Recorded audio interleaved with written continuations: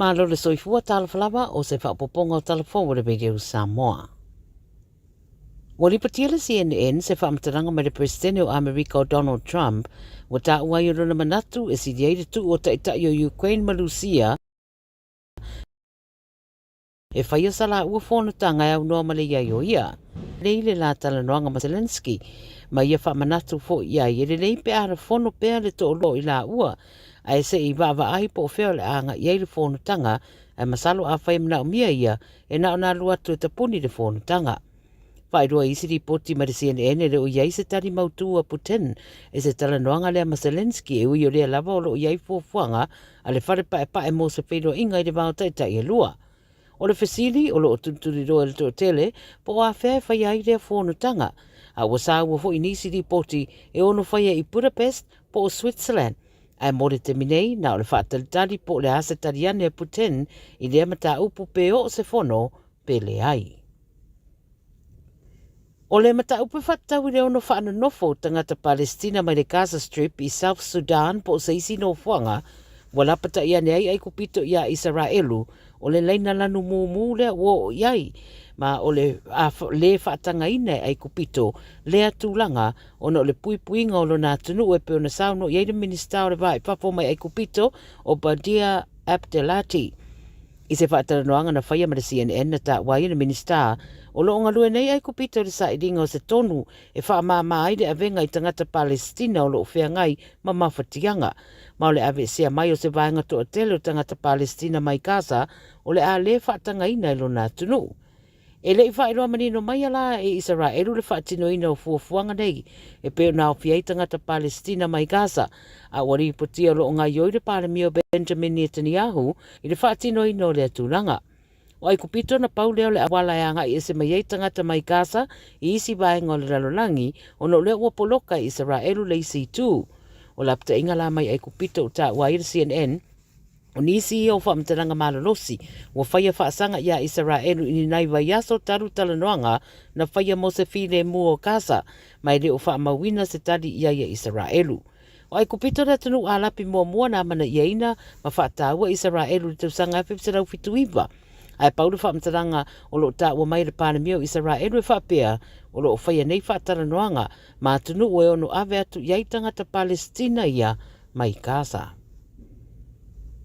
O le mata upa o stadia ma Israelu o whaasoro ina turi mata ia le to tele tanu mai le tūlanga na iai le asonanafi o whaaleao ngai nai e Israelu visa o suyo o stadia i Palestina.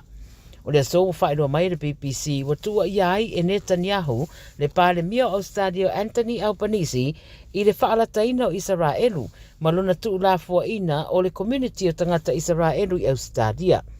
Pai mai Netanyahu o le amana tua e tangata i le tala whaasaropito Albanese i le tūlanga o lo iai o se tangata polo kiki e vai. Sa whaasai Australia se sui mai le whainga maro Israelu mai le urufare Australia i le vasa nei. Ai tadia ne iai Israelu e ale i le whaaleo ngai no visa o suia Australia i le Palestinian Authority. O le whaamtaranga na Minister o Whemelanga ina Australia, Tony Burke, na whaia i le ripoti le o ta wai, wa fua le mai ao Netanyahu ia Australia, ina ua fola Australia o le a whaopopo atu maia i le fuafuanga le UK o Wharani Makanata, le ua fuafua e amana iai le stete o Palestina. E rua vale le te tele le e fosia Amerika o le atura wele ele le malama lele i whenua pai au kilani i se teimere o te mamao o lo kiriwa mai ai ni uta whaapitoa. Whai maina meida ni zina no vale le i o le tu ainga le AC5M Super Galaxy e taunu urivasa nei e kiriwa mai ai vaenga mo seisi vale le o le 130J Hercules. Pai mai o te sema o tau sanga taluaina taunu mai ai le vale le muri o vale le lima ia e ta ua le C130J Hercules i New Zealand e sui a isi vale le whapea na whaonga le Royal New Zealand Air Force mo le ono se furu tau sanga.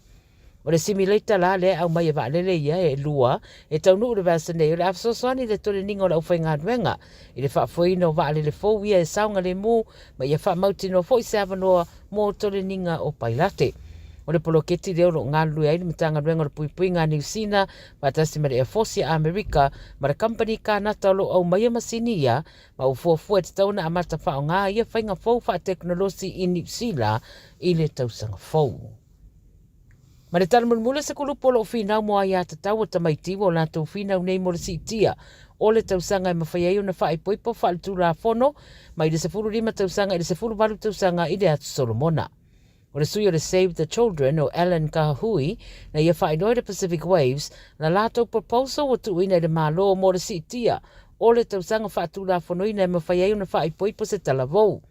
O le teminei le atu Solomona e mawhaiai o na whae poipo se talavou e na o le sefuru lima tausanga pe a maariria iei mātua.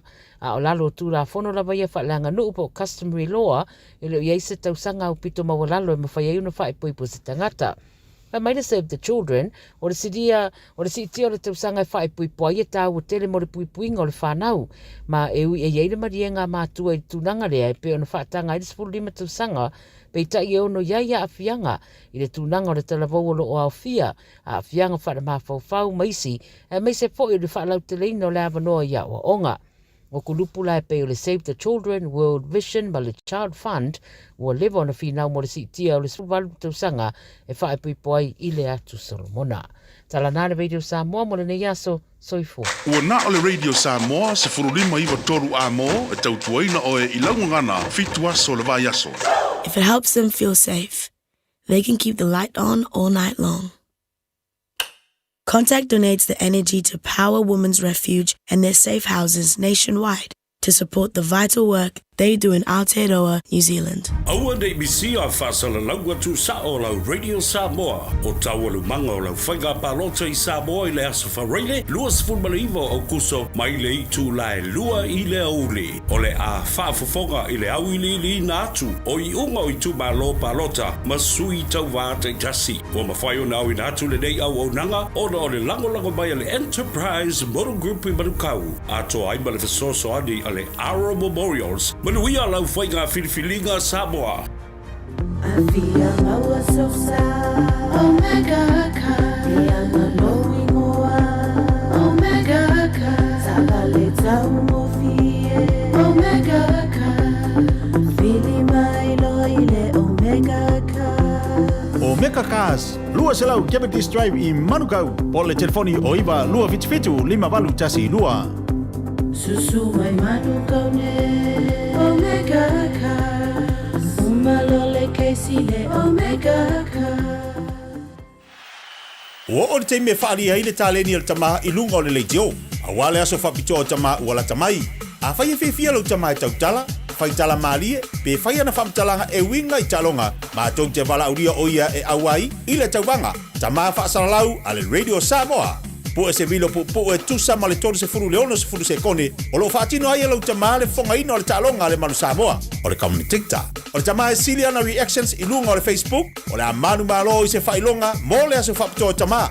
Lafo mai lau vilo lo penga te whailangi, radiosamoa.co.nz/dad. Po le Facebook Messenger le Radio Samoa, e whaangata tato vilo i laso whao si tema. Ma o le nei tauwanga, e whapitoa mo tamai ni sila. Ia manu e tele la sao tama umalawa o le lalolangi.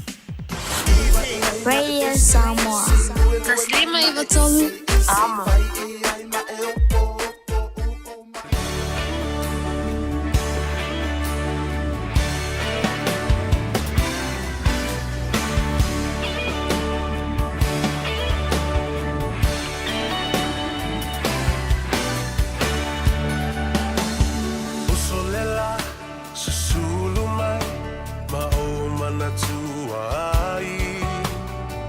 Samoa, le nu'u o te nofo ai. Pe wha pe whea, na ngalo atu o i lewa ai.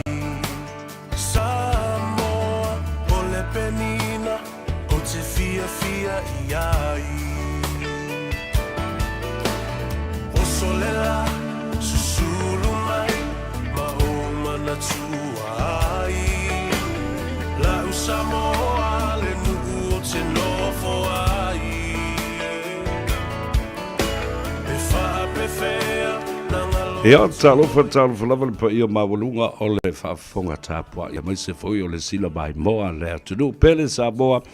E le onga te tonu nga le mua le nei fo iwa yaso le aso lulu o tātu tau. Nuku mai i ai aso lua se fulu le basino au kuso.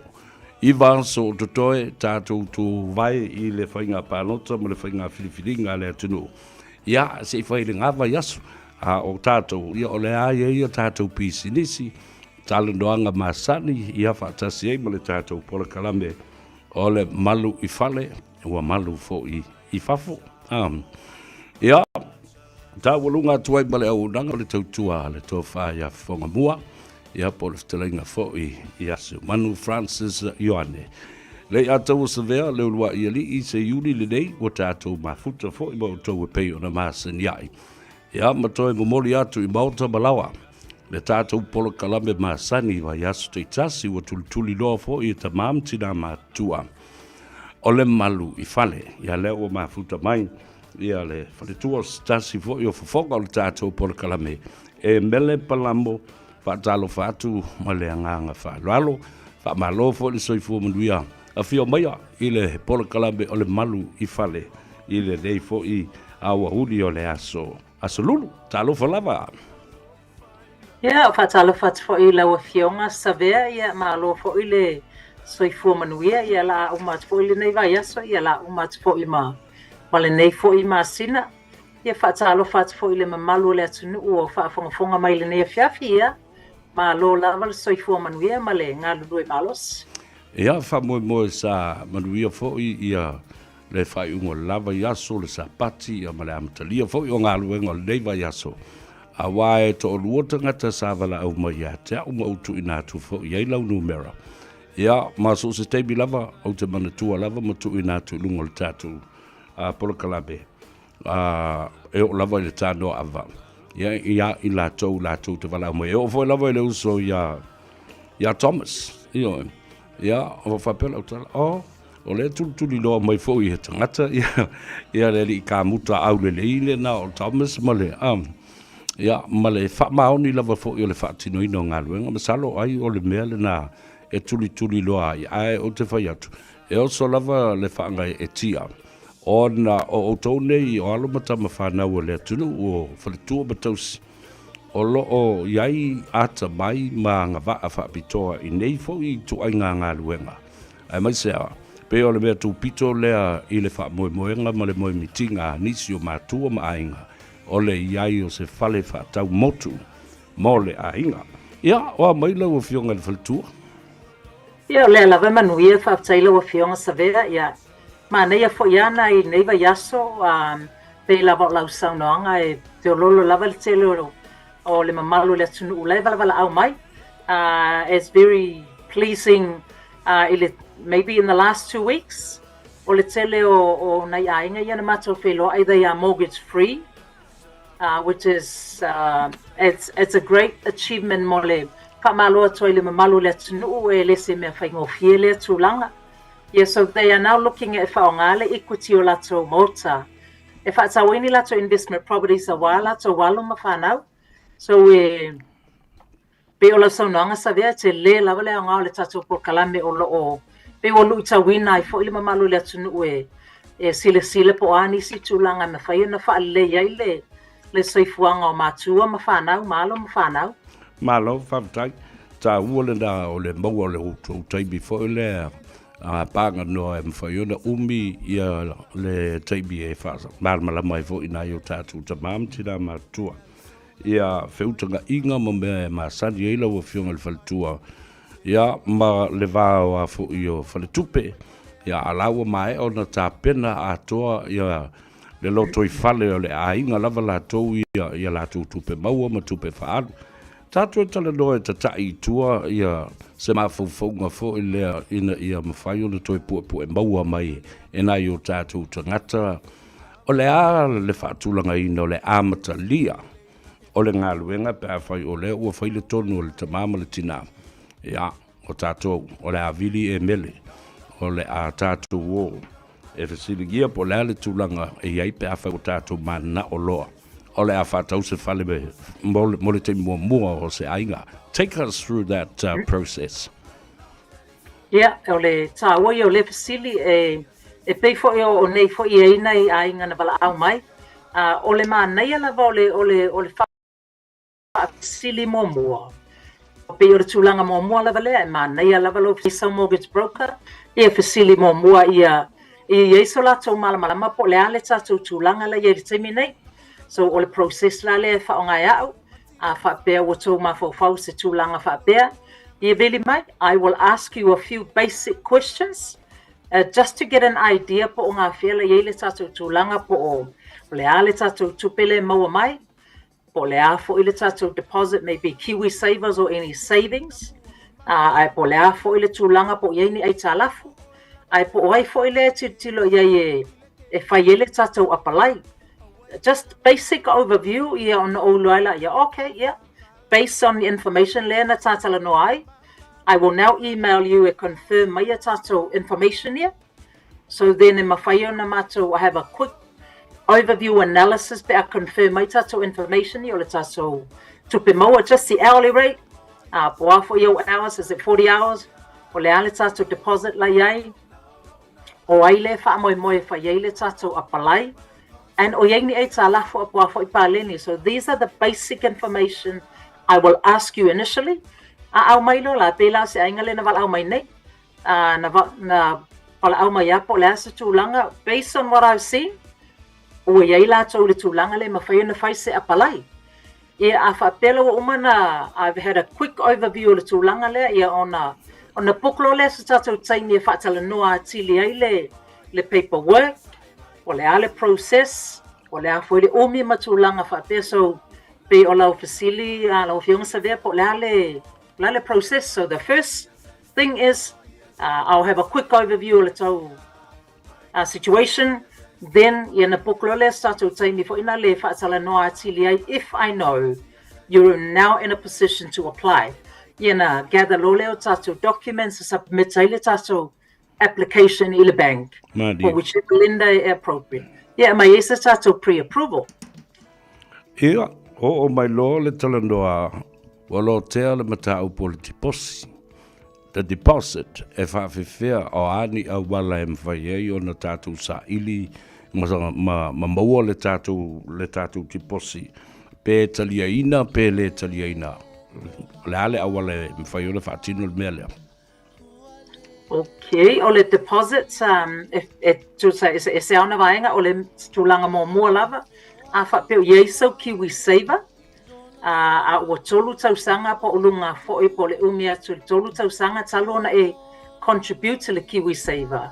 Yeah, e mawhaiana whaongalau Kiwi saver, but I usually ask people e bili lau Kiwi saver provider confirm mai, so o le tūlanga momo lau Kiwi saver, tūlanga longa lua o au savings, any savings combine mai fio lolo fo iale malu le tunu o iei lato savings e fesoasoani i le lato Kiwi saver. Ia o le si tūlanga e mawhaiana whaonga se ikuti o le whale pe whape ua iei se talanoanga maybe o mātua maalo ma whanau. They could be looking at a limited guarantee towards e whaonga i le ikuti o le whale e fesoasoani le taso deposit. Ai te le fo iona ia inga matūlanga e te tauna whaamalamalamba pe whape o iei se whaamoemoe whapea. Ia o le si fo tūlanga ia whape o iei so you might have a very rich auntie or a rich uncle or matua generous lava lona loto ia na watu leo sana wha mea lofa fo ilanale, so a gifting e mawhaiona tali ele bank tūlanga whapea. So those are the 4 basic ways e mawhaiona soani le tātou deposit. Ona o mai lo leo le taladoanga ia te oi le tangata leo badao e whaile apalai. O lau tala whaasolopito o le tala anga o lau tangata i le mea nei o le togi ai tālafu ma. E whawhewhea o na tātou sa ili mai loa o le score le lei lea pe a whai o le la suelo credit rating for le. How can you understand and what does it mean for le whaatulanga ina o le talia ma le talia ina o le application? It's a way o le tūlanga sa vea o no pe e whālawa i tu e titilo le bank o lima i tu e titilo le credit rating la le si tūlanga taua tele. A whapea o credit score le fitu from 707 upwards, that's usually a lot more favorable. Le fitu o fitu 707 up to 1,000, that's a lot more favorable because it's sitting at a good level. onwards. So whapea between 495 to 706. Generally, that's fair, or the bank will consider it. Au tūlanga whapea mānaia are usually o te whautuaina le mamalu le tunu. Go on to Centrix, which is www.centrix.co.nz. E mawhaiana siaki e low credit rating. If you want me to have a look at your report, I'm more than happy to have a look. Mawha malamalama po lea tūlanga. O tūlanga e mwhaiona whaina I low credit rating score. There are teleselenial inquiries for financial institutions, whether that's Afterpay or whether that's a zip account, whether that's just a hire purchase with Gilrose or whatever a small polealona like titi. If it's a financial institution, every inquiry will actually impact your score. I tell you inquiries for financial purposes. It's a lelo na pesilingi al bank po ata to o le ale telo nei ai tala foi fie fai. O le se tūlanga ia whai nai pe e to si le tutongi no lo eletise. So your water bill, your power bill, your phone bill, o tūlanga o malawa whaapea. E te lelo na whaina o te loa o isi taimi pe ele o manatua le mamalu le tunu. Ele na o ai tā lafu le tutongi ia whai nai. Your utilities will impact. Pe tasi le aso from 0 to 29 days. If e tasi le aso o vailo pe meni leile umana tutongi, or even if you pay just a small amount le ato. If it's 1 day, ia naua movanga ilesi a late payment notice. Ele impact a low credit rating. So even if you just pay the minimum repayment, it's a ingo low credit card. If you can't pay the full amount, just pay the minimum payment at ia taumafa ia improve a low credit rating. Ia manatua, ia make sure you pay it by the due date. Wai tasi ale aso tu sape, tasi le aso ia, that will now put you into the next category, which push a low overall credit score. So hope that answers the question. Yeah, mana ia tele, rona winga ole tuai.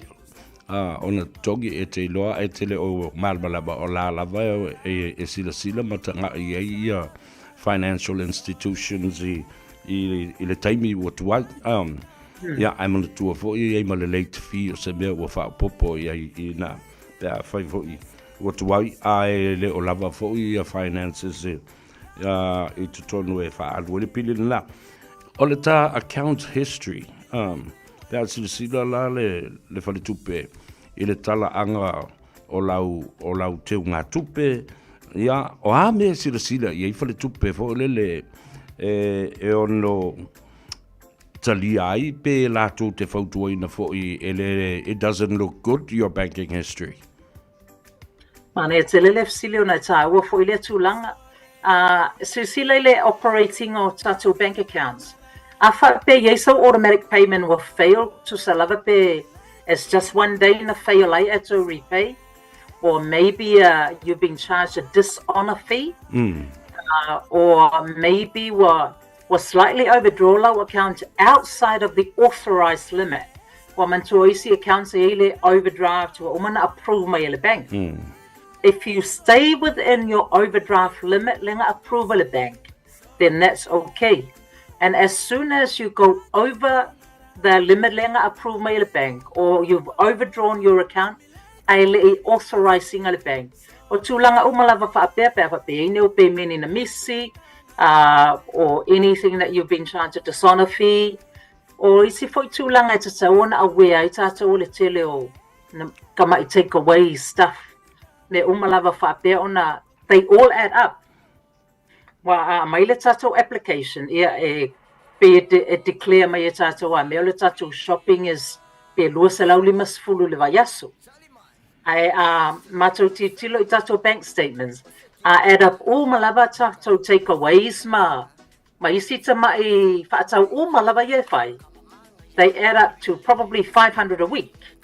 So watu langala whapea is part of our role as mortgage advisors it's so na malama lelei pe, is it a one-off? Or is it a regular occurrence? O lona winga, o le adjust mātou lau declaration le na au mai, e na o le lua sa lau luwa masfulu, to match the bank statements pe a whapea, it's a regular occurrence le mātou titilo, it's not a one-off. Well, isi tūlanga e mawhaio na mātou siling ie pe a mātou titilo atu e, na tasi alawa yaso pe na whapea i o mei pina, na ieni tātou mālo na tali mai na malanga mai. So o me whapea e mawhaia na whamalama, but if it's a regular occurrence le tele o tamai tūlanga whapea, i e mawhaio na whaina i le tātou application pe atu whaatasi uma tātou expenses. O lai vaianga fole le whapea o le unexpected miscellaneous ai le i mawhawhawina mwhapea o le mea la le masane wa o te mana tua la tamai nei apo o walua e nei tausanga. La o sui ai le tula fondo fo le le banking institutions pe wa fa tula fondo mai le malo e le mfauna va ai le i declaration e ngata ma me ia e fai ia la tu ma tua tilo awili ili le lei lava ia i statu bank statements e o ai coffee what le impact o le fa tawino le coffee la e apia mai lunga o lau statement i lea taimi ma lea taimi. O lea la ua whaamni eina nei. Ua sauda tali mai le banki i lau whionga le whaltua. Ta watu le a inga le nā. O lea ua approval, ua iei le pre-approval. La le isi stepo le ata se e iai. Ia, ta ua fo iau le tūlanga ona. Au mai le tātou pre-approval, tu sa le tūlanga la le e mawhaia lona mātou ngā lulu e whaatasi ma le whionga ia Bob le malu o Taralina, whoever's going to be suitable mo le ainga lea. I will book a time mātou te talatala noa i ma le ainga i le lato pre-approval. E na ia malama i ia inga o na ia inga o tātou pre-approvals. I na ia whaamali eina a whaapelo lau malama ia o na refer lo le ia Bob. O na sosani lo le Bob malana team I le tātou ainga le to find a home. Ai mantua o le ia inga, like most cases, e mana o mia le tātou valuation. So a umalo lana tau tala no ma Bob, ua maua se whale fia whaatau, na avelo le e pe approve mai le bank le whale le ua mantua foi. O le whale le fia whaatau, it has to be approved by the bank. O na o le whale le la a whaonga ina e secure ai I le tātou mō kesi le la au mai le bank. So first of all, the bank has to be happy with, make sure it's a suitable home. Ina avele le tātou sale and purchase agreement le bank. A fo I mai lo la wa uma okay me le bank. I ona o le si step o lo la tātou titilo e whaise valuation o le whale lea. Again, o ia inga ia le e mai le tātou pre-approval. So these are the two major things. Is the sale and purchase agreement to make sure it's acceptable to the bank. The second thing is a le tātou valuation. Pasi lo la tūlanga ia lua. Then o isi tūlanga te tila yeile ngā luela whionga ia Bob as a builder's report. O tila ainga, they want to make sure o la e le uma tūlanga le whale. Ia a whapela wa uma na satisfied pa o whaamali e ina ia inga le tātou approval. Ia ona move lo le to the next stage wa unconditional lo le tātou offer. So everything is now satisfied with the finance, and so long as Silvainga Bob Maliloia is also satisfied, ya tūlanga whapea, builder's report, ma any limb report tūlanga whapea. If all parts of our agreement is now unconditional, ia na move lole I lesi tūlanga wa lata tūlava na amaile ki ilo lima, so we will now look at the next stage of structuring le mokesi. Yeah. Le nā, wau le pei o le tāwalunga le nā, o le anga I loa sa ili se settlement date. Ia, matulanga whapena. O whawhangafonga ma mai mō le tātou tunu. O lalo tonu ane o le ata o le whionga le whaletua night sisila le swafa e mele palamo o lana ngā luenga. Ia, malana telefoni le nā olo e tanga I ma sisila I fo iai. Tango e vane se peni ma se pepa e tusi whaale le ele numera o lua fitu. Valu tolu fitu, valu fa, valu o. Ia, en whaiona e wala au. Ia mai alma talanoanga. Ma le whaletua ia e mele. Whaaftei tele lava mo le taimi. ia la whatu le nai tu e wha mawai mai i le atunu ia ai tā te le i tau mawai fo i tā ua ia. Ia whaftaitele lava savea mo le nei fo ia fiafi sa ua tele le tātou tala noanga. Ona olo o tele lava le mamalu le atunu o level au mai lava ma wha malama iai. Ia tūlanga ese ia whaftai fo i le atunu uile. At the end of the day, as somebody whaftai le mamalu le atunu ona le trusting o mātou. O alu ma whanau le atunu e mawhaiuna sosoani ma wha malama i tūlanga ese. So we do value the opportunity. Ele se me whaingo fia fo i le mamalu le atunu le trust o tau tama whanau e whaatino i tūlanga. So we're more than happy if sosoani ma wha malama. A Yesef sili vili mai le olu fitu, valu tolu fitu, valu fa, valu ope I mele mai on mele.palamo@loanmarkets.co.nz. Ia whaaftai sa vea, ia manuia tele, ia malo longa le fiafi, to e wheloa I le vai aso asa.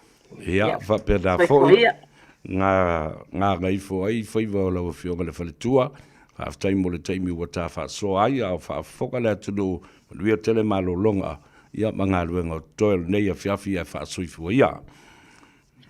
Ea lena, tāwalunga tuaile talanoanga ma le whaletua ia e mele o leisi fonga leo le tātou polokalame o le malu I whale, wala aula na telefoni le nā e wha manino ai a tiri nisi ma tā upu e winga I le whaatawina o se whale, mōlo wainga, o lua fitu, valu tolu fitu, valu wha, valu o. Ea, o le ua wawa iatu sulu le tino, ua se e maadi mai ia le safo lau o le fionga le swafa, le malu Bob le malu o se tasi fo I te maadi o le tunu ma le tama whanau o Samoa. Ia, e fifia lava le ngangai, whaatalo whatu, ia ma maua fo I awa noa tātou te wsota I ai, ma whasoa, ai whafonga Samoa ina ia malamalama atiri. Talo whalau o fionga le malu, malo le sifo manuia. Lange malo fionga sa bea, e whaatalo whatu fo I pa eman manu o tatu watu nuu I le nei a uli, whaatalo whatu whapitoa fo I nei a tatu ta māma tina amatu tua o lo whafonga mai tatu porkalame li Radio Samoa le nei aso, whaatai. Malo ngā lue malo fo le tau atai, o lea ua tūla lata I le mānawa o ngā luenga.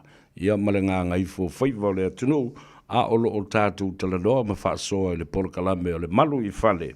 O a maila ua fionga, ia e maise fo I tiute ma Faiva māsani olo o totofi I ai. Manuia whaatai sa vea, ioe, o lea e tau mwhai pea ma whinau, ioe, o whai asina pisi ai, e vi ia le alofa le li o mōwha ia ngaluenga ma vanoa to te mafutai fo I ma to tele o tātou watunu. Malo whaatai. I le taimile nei I le maketi o whale, I so se vaenga lava o New Zealand. O lea se bea o tupu le maketi le taimile nei e mawhaiona e whaalawi loa I le atunu, po se taimile lei, po se taimi whaale tonu, ia po le a fianga fo I o le maketi o whale I le tau o le soifuanga ma le inflation, o a ni vaenga e te fia sau noa iai a e whaafonga le atunu. Ioe sa vea, I vai taimi nei o loo mātou wa aia I le tūle I whaatau whale. O loo se e maalia lava pea I le market, o I le housing market. O ruinga loo tala e le whaapea lau o oso whaianunga tau o whale, e le whaapea o mai lalo, o lea e whaasolo solo ina fo I lea consistent. Lava ia tau o whale, o loo wa aia le vai taimi nei o ana nei fo I lea uli. Na mo tala mai le Reserve Bank of New Zealand o lea ua toe pa o mai lalo ia le official cash rate. O se mātou wa ai iai, ia masalo o le mo le abanol to atele, awa o le pa o mai lalo ia interest rates mai isi pare tupe vai aso le watia. Masalo o le a tato o atu se taimi, o le a mata o na toe foi mai ia buyers in market o le a toe a mata ona toe fa solo le watu o sales o fale awa I tausanga ia e lua o te a ia e pei sa fai se mele ta o blockage po le log jam I tele o fale tele options o fale o lo fa tau a tangata I market ia to sango te so talosia ia pole lofa leli o le atatu anga ia tu se taimi o le a mata ona saunga le mua tuai ia le atatu to eva ia le o to fo mai home buyers investors ia mal to tele o nisi o lo man o fa tau la tu first home Olo winga ile marketi buyers are coming back to the market. La so si la il stable le tau yo na fu e fa tau se fale bole ainga.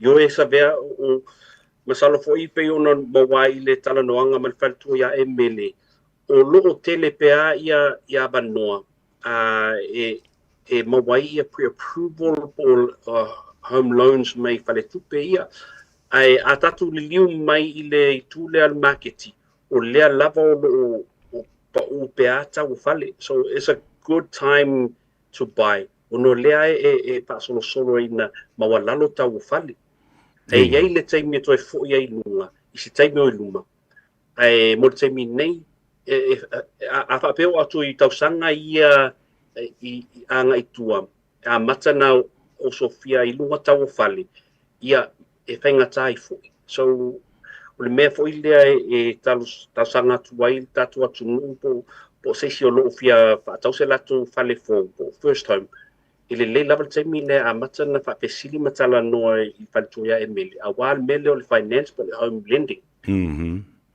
Ia, malo whaptak ile taimi la le nei fo le market ilo mana o whaatau mai le fale po o le fo i telo fo le fale a wai bada o e toi whaatau watu o lo ua to tele le ainga ma o tupu maola fo i le ainga mana o whaatau se fale fo ai te le te isi atu o ia whiutanga inga a o me te tau na whai mua ma fisilingi a ila o whionga le malu.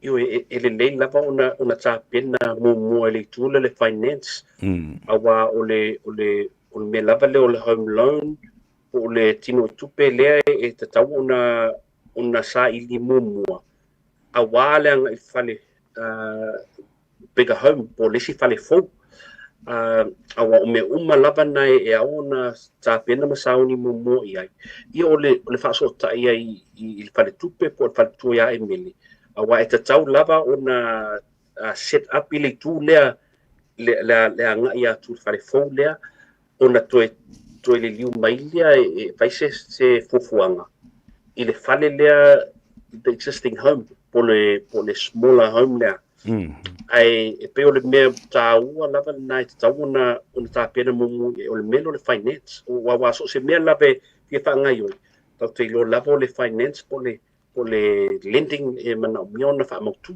Malo, ta ua tele le whaafonga le tunu, au mātala noa ma le whionga il suafa e le malu pāp le malu, wa i fola na telefoni le naolo i lalo ifo o le ata au le lei o le tamari, o le o lua tolu ono o lima lua iwa fitu te whaafonga numero na o lua tolu ono o lima lua iwa fitu.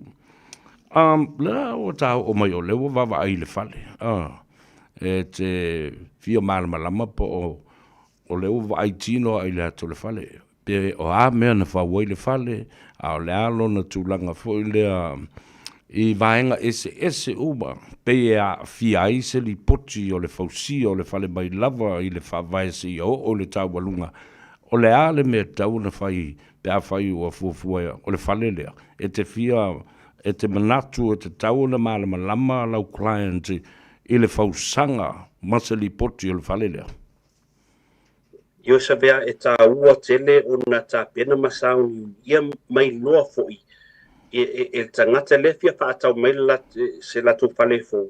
Tā ua o na latu tā pena malava i loa. I mea tau o le fale.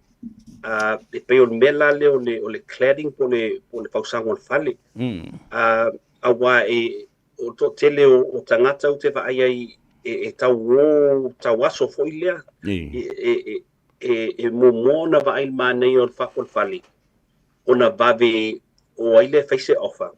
Aile i whtangofi momo e whai momo i le fufuanga i o le research o le va ai nga whaale lei o le fale nei te iwa iai ni mea o tau le loa po ni mea o nā nai le au nol fale.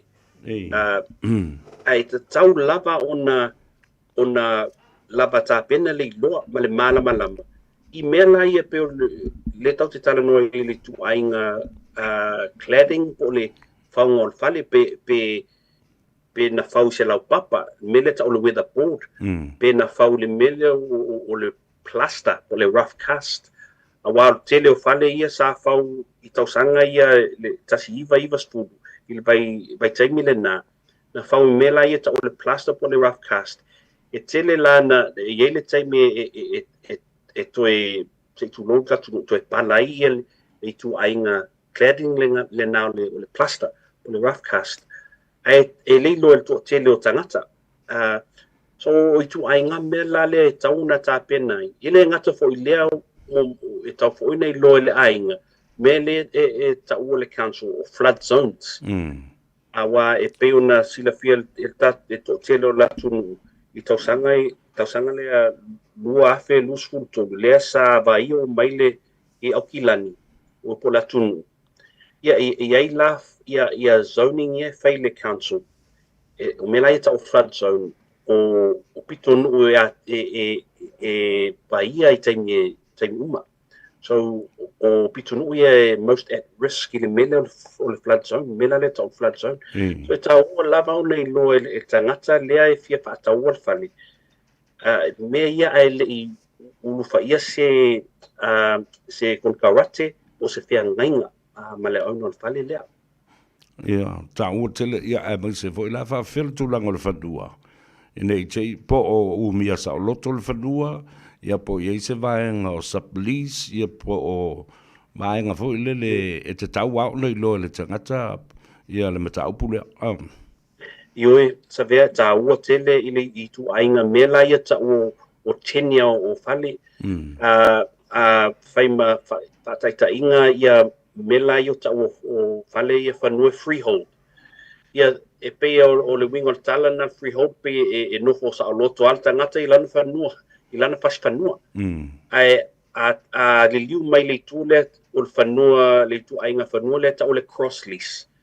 Ia o le wingo o le upu lea, tu say more than one owner, pe e cross over le lease o le whanua le tasi. I auna ia i lua. Po fale ia i lua ua whau i le whanua. A tau lan mele o le cross lease. Nei te i ua whapea tangata o le whanua tangata alea po le fale toa tasi ai le i lua. O lai shared ownership mai si fale i lua pe tolua ngai tua. E fōlinga mai o le fale tu toa tasi. Ai nei te i o ta o mele o cross lease. Ai le lord le owner o lai shared ownership ia lato maisi fale ia lua peto. So o mela na e o atu stay me luma nei te i wa afia ile e fia fawa i o se fale po se fa o pongo al fale al tangata le ile cross lease. Ai muliane fai mele council mo tala mele council this is cross lease. E ta tau ona whaangoi mua ia isi owners ia to te share i le cross lease whanua lea. O lai no whaatangati ma whaapea o la wafale ma lau whanua. Ai leo malama le mele ta o cross lease. You are the joint owner of the land with it could be one house shared, 2 or 3 or 4. Ai o mea lana e au ona su e mumuai a tala no whaatasi ma le loia ma le agent ai le i unu atu fo i whengainga le pole konkarate Mahalo whaatai mo le tau whaamamana mai na ona ia vasili na ia mwhai ona whaafonga mai na atu no a nai tau tanga i ane le nubera le fio le swafa ia le malu pop le malu ia e te wala au ia e mwhai ona visoso di antu a tini ma whaamal malama o lua tolu o lima lua iwa fitu. Lale tā ua le iai o se li poti le whare. Why is it so important that you have to have a report on the inspection or the inspection report of the house le malu? Yes, Savea, awa e tele lava I tu ainga reports for inspection. E mawhai ona su e tangata lea mana o whaatau mai le whale. Ai peole inspection lava lea silin tāua pe whaataua ina. Mera le tau building inspection. Awa a whaapea e fili tangata lea I le building inspection I le lātou whengainga. Lono winga, ole abatu le ofa le auna. E tu mai le auna le abanoa, e alu watu tangata le malana ka muta, o lana building inspector. E alu watu e mumua mea I tutonu fali. Nei te iwan wa leilo, o mea umei e leilo pe nei te iwa wana nae e le auna. Ia, o le angale alu watu le building inspector, a wala tangata le alu watu o lana matawhai oi o le whango fali. So e alu watu la e wa ai lunga al fali. I meisa I lunga le roof po le ceiling. E tau siaki mea pe o insulation. Nei te wa whaatau o le fale ai le face inspection. Ai mulmuli ane mo se whaale tonu le roof. O mo se o iei se vaenga le roof o lai sao mai iei le vai po le timu. Pe o le angal na o le whainga po le filifilinga le mele ta o building inspection.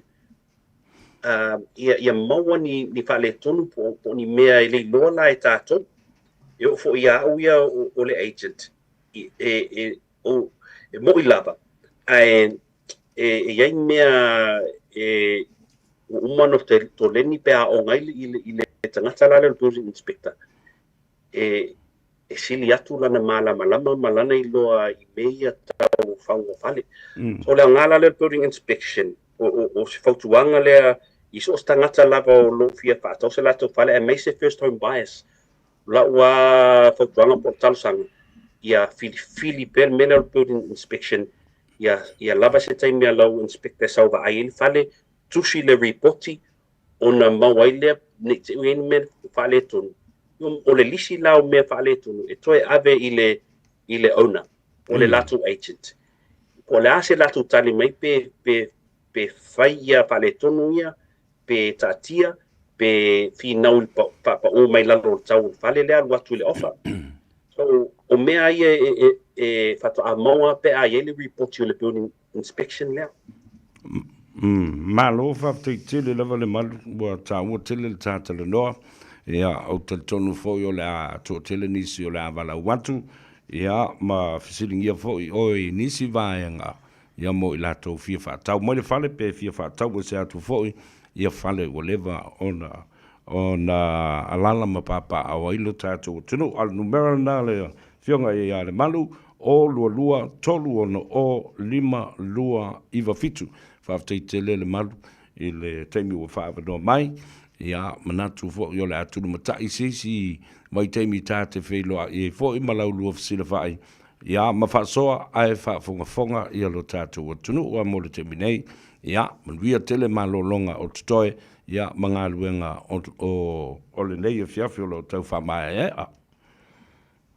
Taisa vea, ia lofa le tua ma whamanuia pea I lau apionga ma le vaenga ia Radio Samoa mesio tu pautua tā ua tele mo tātou watunu whamanuia fo I le tua I nei o tātou watunu ia mesio fo I nei o tātou tamama tina matutua o lo whafonga mai ma tapoi mai ai whawhetai sa vea tātou wheloai fo I se taimo I luma ia soi fo mai manuia whasoi fo ia mai manuia lau a whionga le malu pao le malu o le telefoni le nā o lua tolu ona o lima lua iwa fitu ia whatasi ei fo I mastasi alo le atunu le sunga ia Thomas mai le Builders Blueprint New Zealand Limited ala au ia I le sunga ia Thomas ia awa ia vaenga lo fia wha le leia o tau mauta ma ngā luenga te tele o lo fia whatino I o tau matu male whatu o tuanga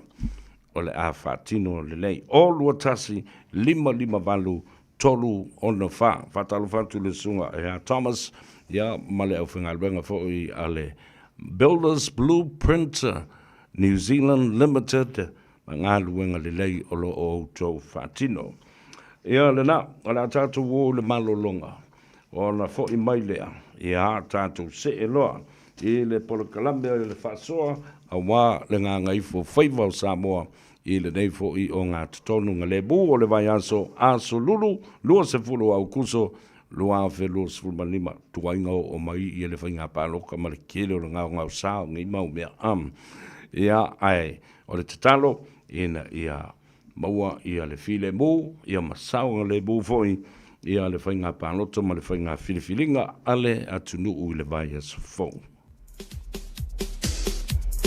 Ia, whaatai tuai, te renga se wanu, wālole, on sai, whaapipi, umaho I tu lale na I le tato ua payroll clerk.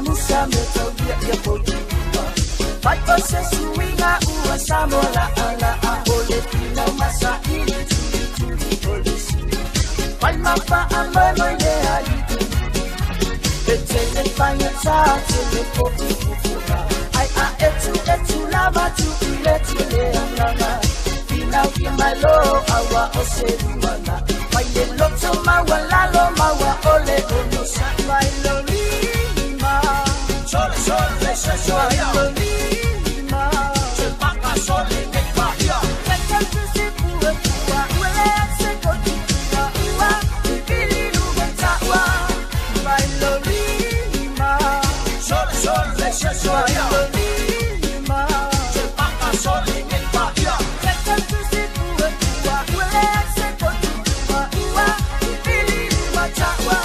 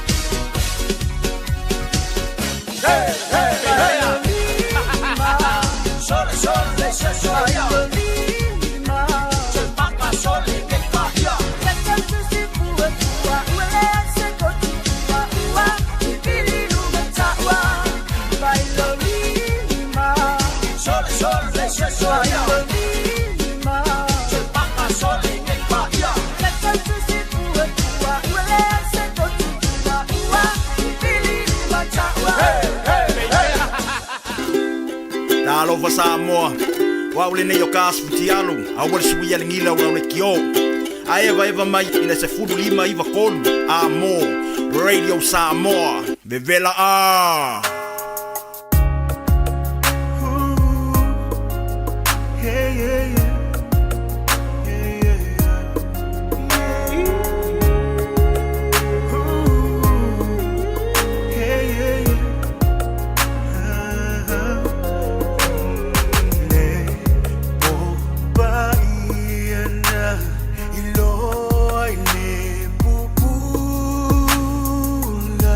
le pole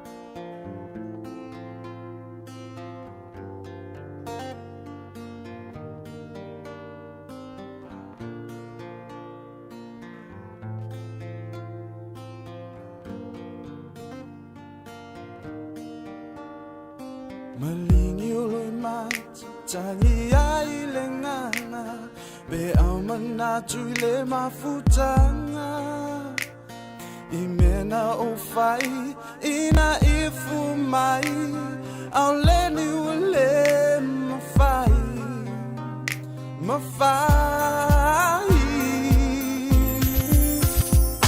follow my wayalu salilo manatu o sekisi etasi tafama mayai follow my wayalu salilo manatu o sekisi etasi tafama mayai. Hey Marian, here I am. This is my house, that is my man. I got 7 brothers, plus me, mom and dad. Me, my little sister here, don't be like that. This is my partner, Marian Samantha. She's only 16 years old, but it doesn't matter. She told me she loves me and I'm her lover, but I have to keep it secret. Mom, Dad, I know this is bad, but I'm sure what I'm doing. I don't want you to get mad. Please let me go do my own. Let me go to fulfill this hope.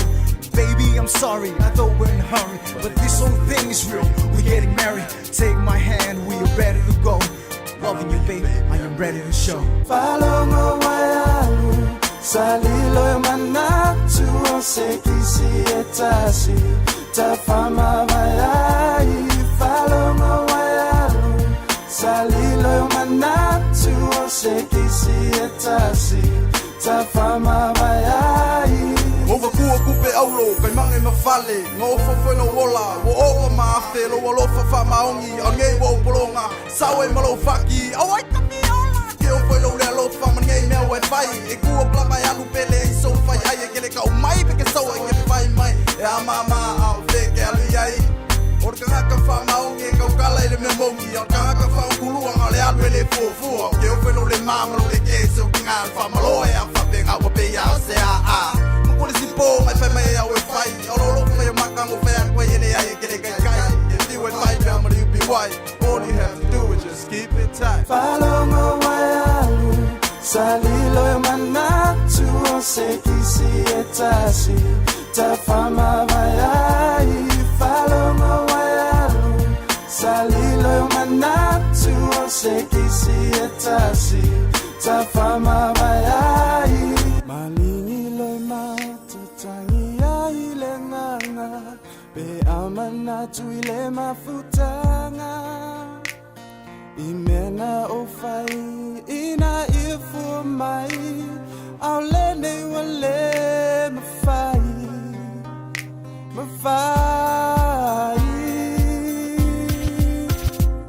Follow my wayalu, salilo manatu o sekisi etasi, tafama mayai. Follow my wayalu, salilo manatu o sekisi etasi, tafama mayai. Follow my wayalu, salilo manatu o sekisi etasi, tafama mayai. Follow my wayalu, salilo manatu o sekisi etasi, tafama mayai.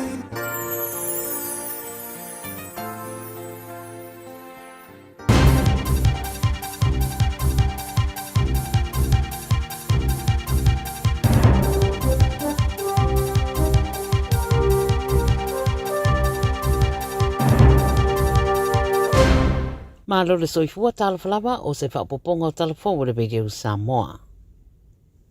Wali patiela CNN se whaamtaranga mai le presidente o Amerika o Donald Trump wa ta ua i rona manatu e si diaire tu o taitai o Ukraine ma Lucia e whaia sala ua whonatanga e au noa male iai o ia.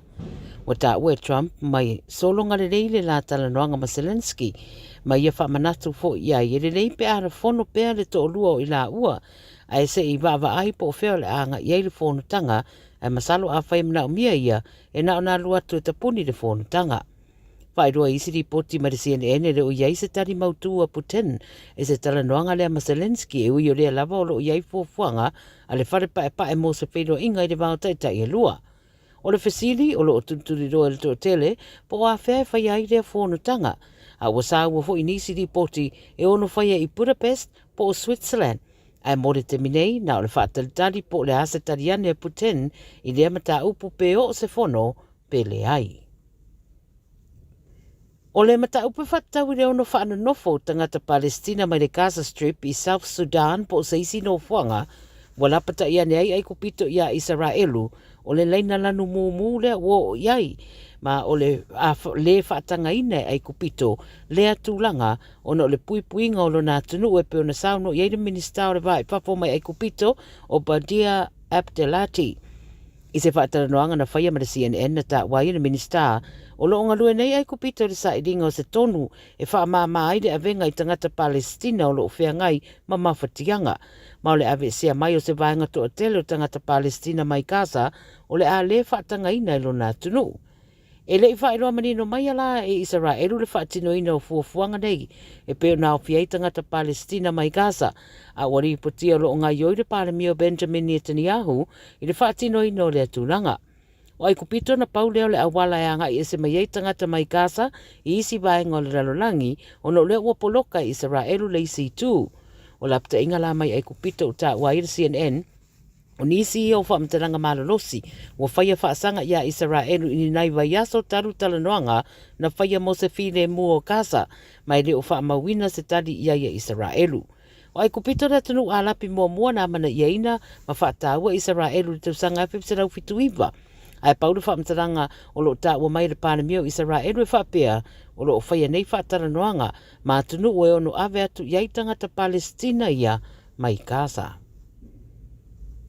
O le mata upa o stadia ma Israelu wa whaasoro ina turi mata ia le toa tele tanu mai le tūlanga na iai le asonanafi wa whaaleao ngai nai e Israelu visa o suyo o stadia i Palestina. O le aso wa whaeroa mai le BBC wa tua iai e Netanyahu le pale mio o stadia Anthony Albanese i le whaalataina o Israelu ma lona tuulafua ina o le community o tangata Israelu i au stadia. Pai mai Netanyahu o le amana tua e tangata i le tala whaasaropito Albanese i le tūlanga o loo iai o se tangata polo kiki e vai. Sa whaasai au stadia se sui mai le whainga maro Israelu mai le urufare au stadia i le vasa nei. Ai tadia ne iai Israelu e ala i le whaaleo ngai no visa o suia au stadia i le Palestinian Authority. O le whaamtaranga ni Minister o Whemelanga ina au stadia Tony Burke na whaia i le ripoti le o ta wai wa fua le mai au Netanyahu ya au stadia ina ua fola au stadia o le a whaopopo atu maia i le fuafuanga le UK o Wharani Makanata le ua fuafua e amana iai le stete o Palestina.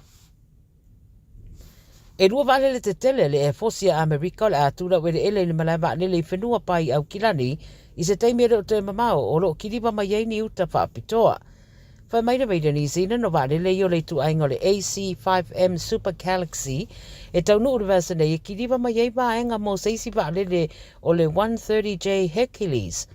Whai mai o te sema o tau sanga taluaina tau nu mai ei le vale le murimuri o vale le lima ia e ta ua le C130J Hercules i New Zealand e sui a isi vale le whapea na whaonga le Royal New Zealand Air Force mo le ono se furu tau sanga. O le simulator la le au mai e vaalele ia e lua e tau nuu le vasa nei o le afsosani le tole ninga o le aufenga aduenga i le whaafoina o vaalele fōwia e saunga le mū ma ia whaamauti no fōi se avanoa mō tole ninga o pailate.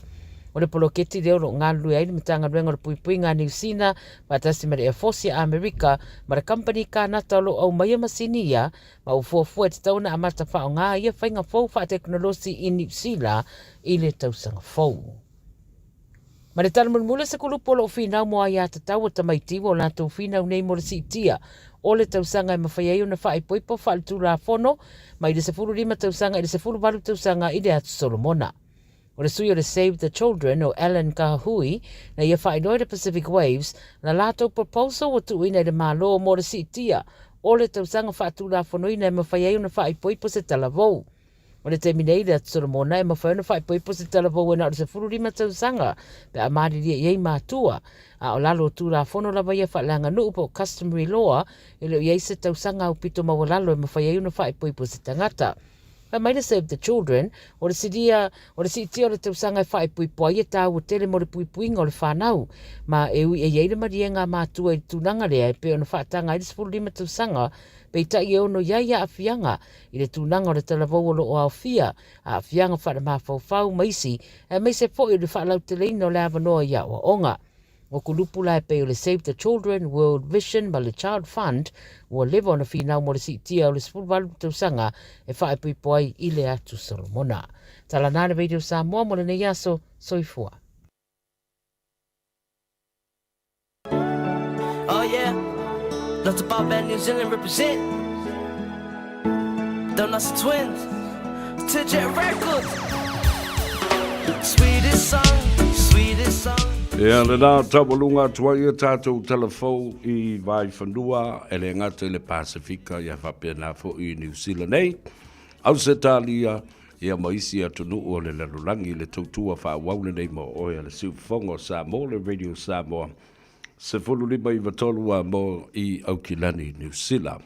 Ia o le tapenaga le nā le sui le Radio Samoa I le laumua I Canberra I Australia. Ia e pei ona awi nātu.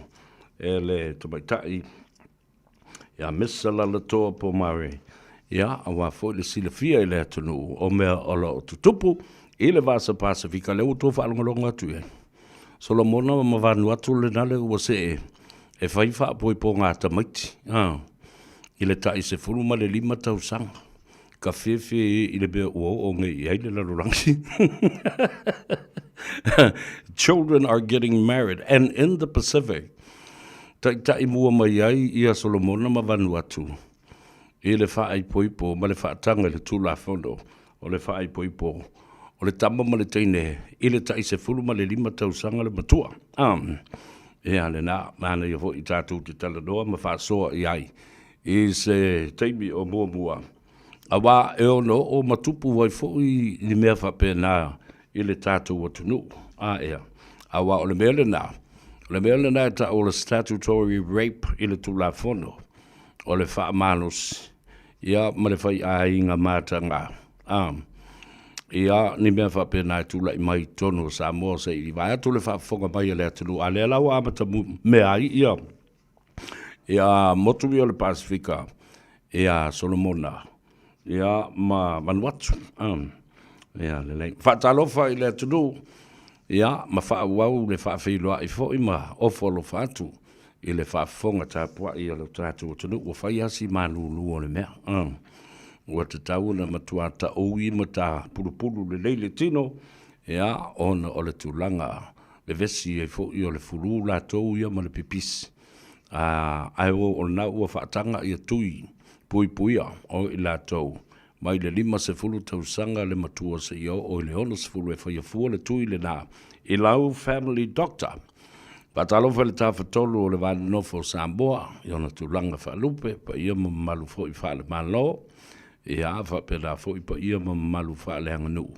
Ia mawalunga se vi ingo le tua, e momoli e hana au auna pa ia. Ia po le ainga fo I sāle vi, ia e maise fo I la tau.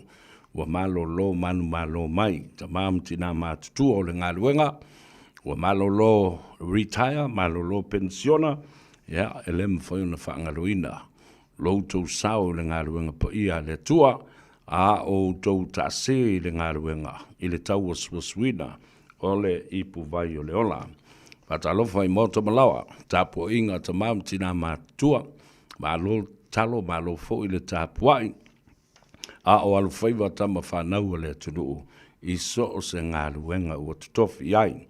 O a Faiva o le ngā tei whale, Faiva fo I o le vāte tea. Ia, ma Faiva e ngau ai le tua vau ma le tua sivi.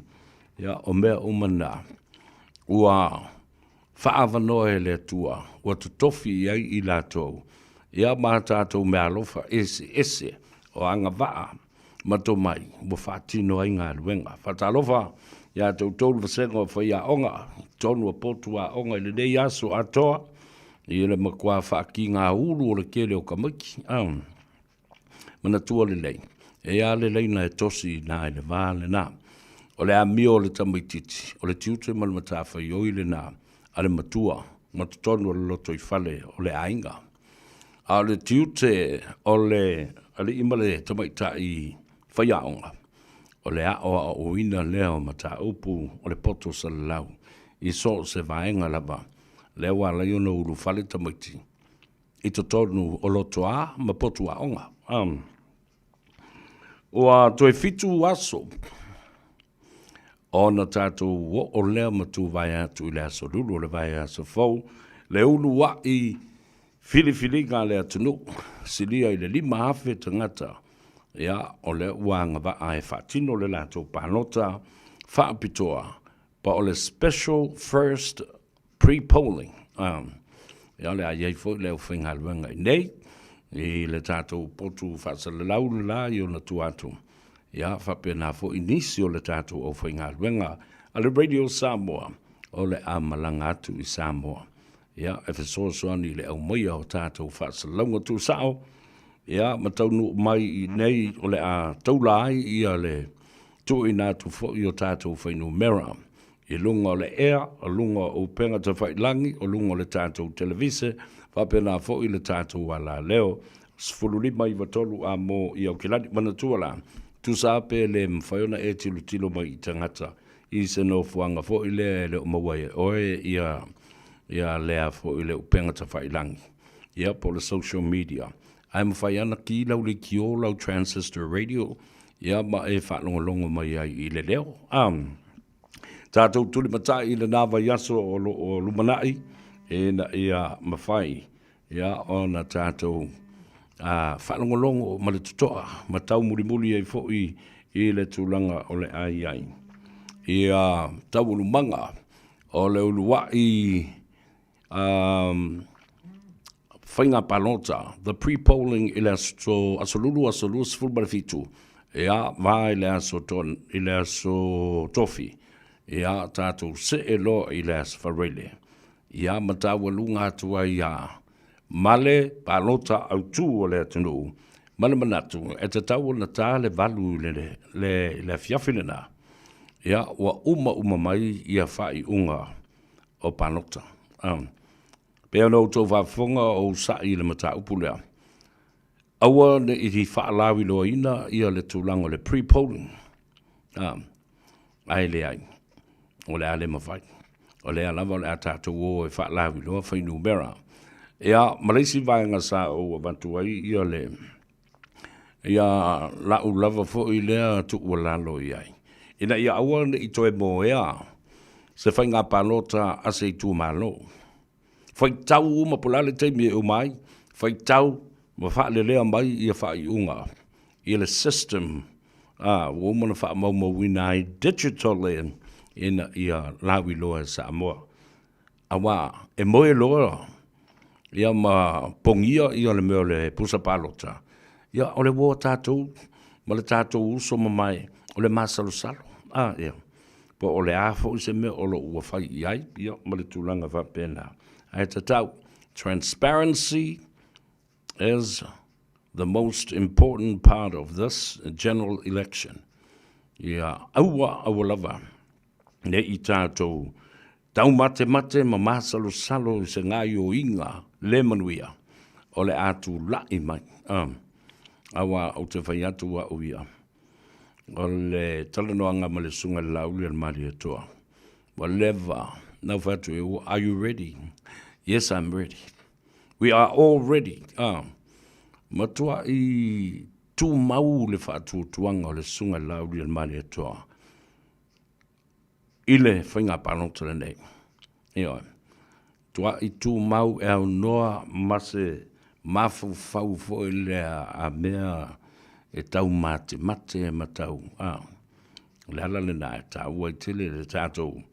No fo matatalo. Ia, awa o te lo o mana tofi e le tua malo.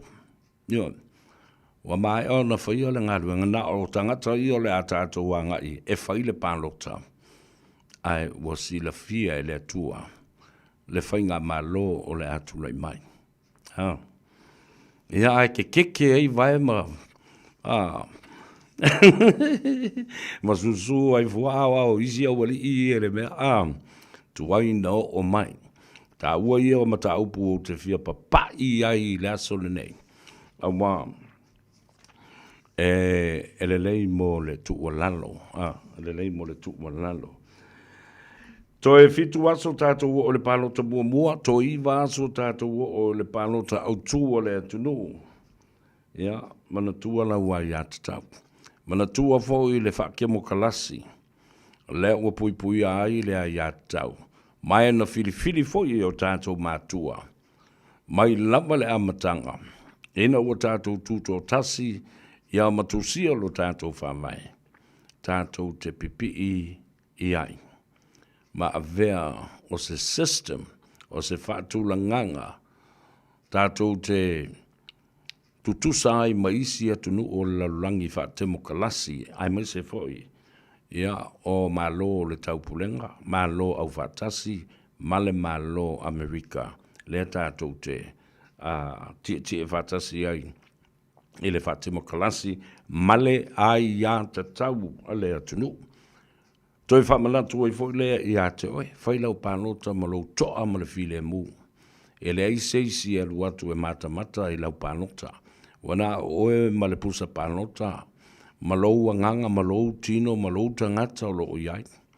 E le aise a vā e tūtū yo au tafa, e le aise sa o le tau a inga e tūtū yo au tafa, le aise pule nuu, le aise sui o tamaitai, le aise isi o le sui o komiti ia, a i la tau ia, o sui wha au lioni.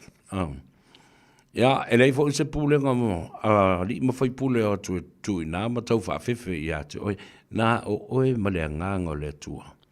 Ia ma lou tali tanunga, i laua i ate tau ma lou alofa, i lou a inga ina ia aua ne fia a ai. Aua ne i manatu i se teimi pūpū u whaatau waa e te uai se tupe, mo le nā mai aso. Ona e mole i atua ia lea mole tau sanga atoa i ole manu lauti le nā leisi au vaenga whapufai. Ale ale manu lauti a leisi au vaenga atina and investments. E le toe fia ai ei lea tunu. O le atina e fua mai, e tua i ai lea tunu. E te moe le po e te ala le tau e toe lua tua whawhai baitalo lo maumanga. Yo e makori maingi ngai poponga le whai se whaalifu po se miki. Ai, o le whaana velawe o le au wola le asi le ATM. Ia, le na. Umalo le vai aso le na e tasi na watuila u lima se lautana. Ia, o ngā mole i koe ale o lo manaba. E te luatu le si taimi, e tu watu lau kādi o le ATM. Ai, follow lo le ATM ma le card. Follow koe ma oe. Au mano whai atu i atu. Mātou whaasua voi ma isi wō ma pāangatum. Le mea le tupe, ia whatasi e mara maure mea ai. E misa i tupe, e misa i mea ai. E sili atu o na misa tangata i mea ai, nai lo le misa i le tupe. A wā ale ai lani mea ai e whaatau i tupe. O le alale o ngā o tupe e watu i atu e. Le whaatoanga le nale, le lau whanua ma o ngā sami nei, o tofi masi o manga na o Samoa. O Samoa, o le atunu ua uma na tofi, o ana tofi ngā, o le ngā ioi ma ngā lulue ma tu umea ele. E le o se atunu u taliola, e le o se atunu u e whaatalitali ai, e le o se atunu u e whaatalitali ini tupe. Le aironi tupe, le ini mea ai misa lo ma le atunu, alale mea la o iai. Fia ai le ngā e whaalili i ai. Yo, al mea na tup. Wa avela fe mai tufa tupe. A wale alu sa fo tupe. Ita ngata e tawano o i tupe. Ia, misalo. Ku lo fe o lesi. Ia, failo makako fuki ngā ulu. Fatalo failo ngale apia folinga. Ia, mai latou fo i uso matua whawhine pa anga masani. E au fi ai ma le au tau ai maa. Au fi ai ma le au fai upsa, ma le au fai upu vale, ma le au pala lau vale. Talo fa wale si chained, ia, to fai pu pali i se fita, o yo se fantu a la wano, ia mautou u malava e to tele, Maureen Tufele from West Valley, Utah. So fatasi ma Maureen Tufele whaafetailu mafuta mai e le au nanga ma le tautua le siufonga o Samoa ma le atou savea e le nei fo'i au auli o le o ngā tutonu o le vaiaso. Fatalofa ya e Sau J. Moores malole soifu manuia.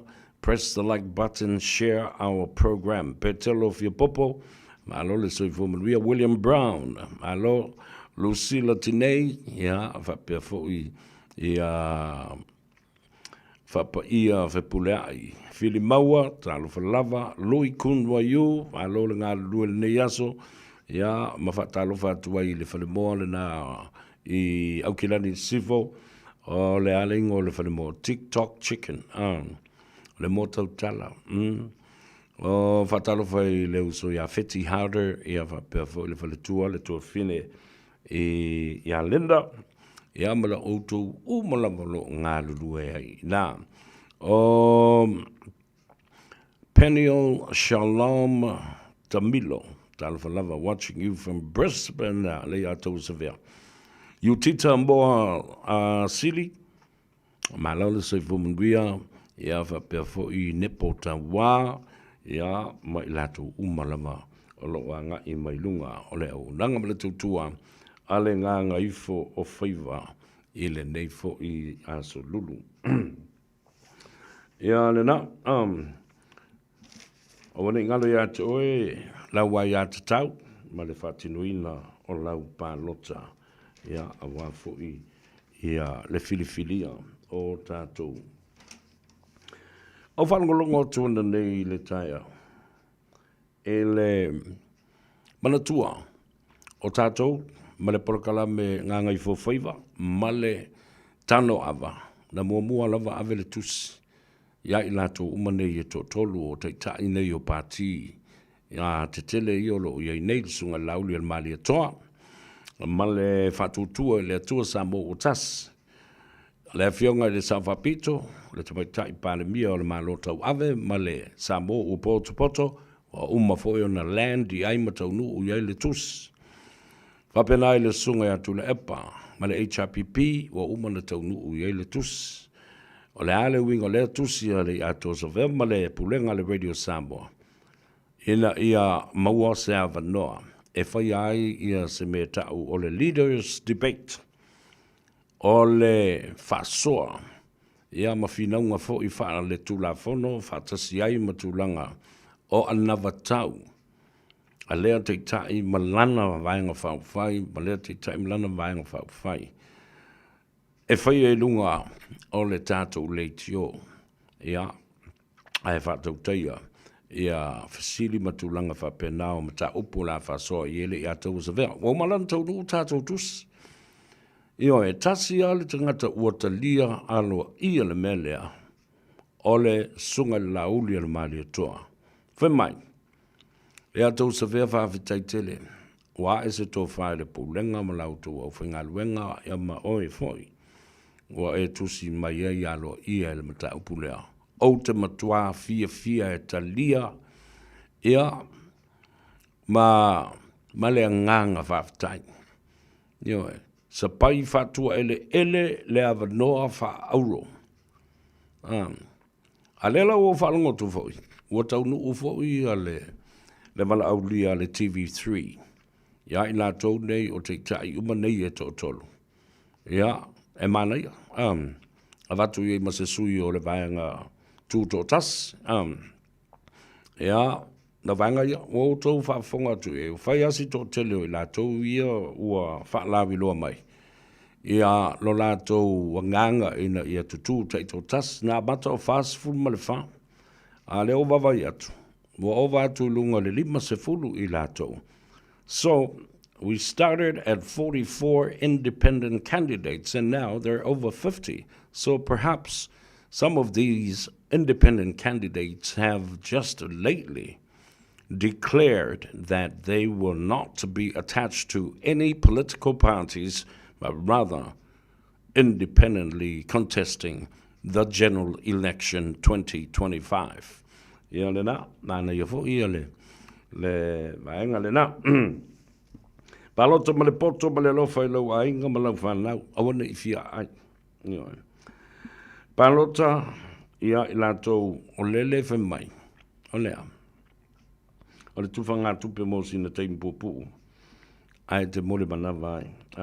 Awa, o le mea lava le nā, o le tu watu loma Samoa. Ere I, o le ai te lele teimi mawhai ai o na sui lau mafu whau. Ioi. Ana umar kupe kou misa lo. Ele wha o wingo. Ioi. Ona, e fia aila ia lea I le tausanga atua. Ai, palota mo whātu anga mātina e ma investment. Awa e ola mai ātina e. E toi fua mai ātina e. E tua I ai le atunu. O le tufanga tupe, e aluatu le tupe le nā pē. E le toi ola mai le tupe le nā. Asita mai tupe. Ioi. Nā le lua so I whawhiwhi e nai o I le nama e ai le rei ai. O le tupe e waluatu uoti. E le mawhai o le toi whatūla I mai nai e uoti. A wāwho I le aise se return. Le ai se ati na e toi whawho I ma whaola mai ai. Fia ai loa le atu nuu misalo. Pisalo male. Sa o vavai atu I le whaatala noanga mai o le sunga. Ia nafo keti. Tala I manu nafo keti. Ma o ia. Sa avea ma fonga ftelai. Sui fonga ftelai. I le paia inga lona sfulma le ono. Ina ua fio mai tala I manu le leitio a le Radio Samoa. Sa ma tala noa I le whaalawi loa ina foi. O sana nava tau. Ona o lo whamoe moe. O leo walu e tuto tas. Peita iane. Ele I whaia se ma interview. I know o mai lava. Ia le tō whai a tala I manu nā foi keti ma mo foi lava noa e whailua I e foi ia ma whatalofa ma lea foi tamari ia o na toe malanga lea ai whamai I eise teimi ia o na toe mo leo sesi fisota inga lea la mo wawai atu nei ua tula I mai e ta mo e lalo le fua a le vaenga e tuto tas tō tele I lato ia e manatua e le mawhai, o na whausia se whainga, se pāti whai. A I lātou nei o lo tū taito tas. Ua na o le paule o le mea, e mawhai o na whaingwai, o tangata e tū taito tas. A bunch of people that are independent candidates because they cannot form or officially form a political party. Wow, we're getting close to the general election 2025. Yo, ale me la le na e tula I mai ai. Mana tuola, leo wa uma na whailo le whangatia. Lo lato mana onga e peo na saunoa I aima paulusunga I ale I atau le sa, Jerry Brunt. O ai le pati e manu malo mai I le whainga palota nei. O le pati manu malo. Ele o le pati whaia ina IFO iai ina ia whaato le whainu mera. E whausi ai se whainga malo. Ma mau ai se whainu mera. E whausi ai. Le ai, o le tala lena o mai. O le pati e manu malo. Mos whateta ingala. A whaila. E tula I mai ia le fast nā tō te maua ia nufua e tolus furu walu le tolus furu iwa. Awa o taltonu. E le oni whainu mera o le sui tuto tasi I se lima po se wha po le alam. O te loa a le pauni o whainu mera e anga I ai ia la tō nei e tuto tasi. O le tasi, lua, tolu, fa. A le fa e lima. Ne sui tu ta I to tasi. A walanga la ia sui la e tu ta I to tasi. Wai loa le lei. Pea uma le whainga palota ai manu malo mai ua umana declare ma whailoa. O i la tau e tuto tasi mō le pāti lea, Malaysi pāti. Ai maiso pāti te tele i e tolu. HRPP le fast whapena fo i ma le supo po le Samoa ua poto. Lea la le saunoa le sunga le i atau, o tulou le suafa le i ataua. Maisi suafa le i ataua ma le i ataua whaatulo watu le tōtele i o le i ataua i e tutu teito tas. E le ngate le whare manono ai whapena i le ainga le tai. Ia ma i lātou o tutu teito tas i malo lātou talitununga. Lea o saunoa i le olo ua teitei whono. Le sunga i ale atou o le Sir Jerry Brunt. E whapea. O i le tū e malo e o iai. E le o e whaola mai. Se pāti o lo o mana o mia ni tangata e wha ato ai se whainu mera e whausi ai se malo. Le ai. O le saunoanga lena pa ulu sunga li atoa Jerry Brunt. Whoever has the mandate and the numbers, they already ele toi mana mia. Lea whainu mera o lea o tūlu malo. Ai saunoa le sunga ia le atoa le Sir Jerry Brunt. Lātou te o lava iai. Tā ua la mea le nā i le whaafonga mai a le atunu. Toi foi mai lau tala i le saunoanga. A le sunga ia tala i manu nā foi keti. I le maa tala noanga le nā. Na manino ai. E manatu e le toi foi i le HRPP. Ai o tele i whasiringia la. Po le mafuanga. Po le mafuanga o le a le anga ia e tau vai lalo le fua. A le HRPP. A o lea la na sa ua loe le vā. Ma o whanongo longo atu iai. Wa ia sau no ai. E whapela na tala. Vā longo. E le toi fia foi. E alu i lalo o le fua lea. A le HRPP ma tu le epa. O le manino i o le au mainga. E tala i manu o le mafua anga. E le toi fia alu iai i le pati atu le epa ma le HRPP. Ai sea. Le o ta ua tala i manu. O le pati o le lātou au ina ia pui mamana ia a ia ta tau o tangata. A ua whasiringia e ia. O a ea ia ta tau i e pui e le pati lea. A o lea e tau solo mua i le pati lea.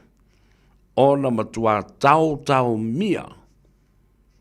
Langona mamanatu faa lia o i lātou uma o lo o iai tutonu. O tangata tutoa la tangata i e o maitala noa mai, ma wha lawi loa i le atunu, a o leisi vaanga lai o lea fo i wata ua. E iai kon kalate wha le tu la fono le nā, wa umana sainia. Mai lolo uma mea, i le me whaima iai le tangata e tō tasi, o le taita i le nā, o le sunga atu lepa. A ele mana oai, fafo mal mawhala. Kilia oe. La e lo nofo ai to tonu o i le pati le ale HRPP, fafonga le tunu. Mangungu ai lava tangata uma, e le ai seisi, e la i lunga se mea e mana oai, po se mea na mana o mai eilo na i tu malo. A o i lato, o lo lato wala i malo, ta wala mai i o lato i tu malo, ma ta ngata palo to lato i tu malo. Sa unanga sa wala na tale man. E oti i o lato langona. E le mawhai o le whaali o lato langona. Lea la o sa o ia le tala le. Sala lau ma ua tātou masani ma maamla mai ai. Pei a o na whaatino i saunoanga le sunga atu le paitono al palemene ma le mautafono. Iai, seisio o minister, ma seisio o whaipule. O le chapipi. E leo si stai ma whaalongo mai i a te au. Nau tō loni me whai, e o lava le tala na whai awhia me. Nioi. Le ala le nā, e a lai o na muli ma le whiwhiwhi tangata iai. Le ai sisi tala e toi au maia, i tua atu. A o lo o ia i la tau le whainu mera. E ma whai ai, o na tūtū lai ma to tō lātou loto. E tū lei e se le tō ina lea.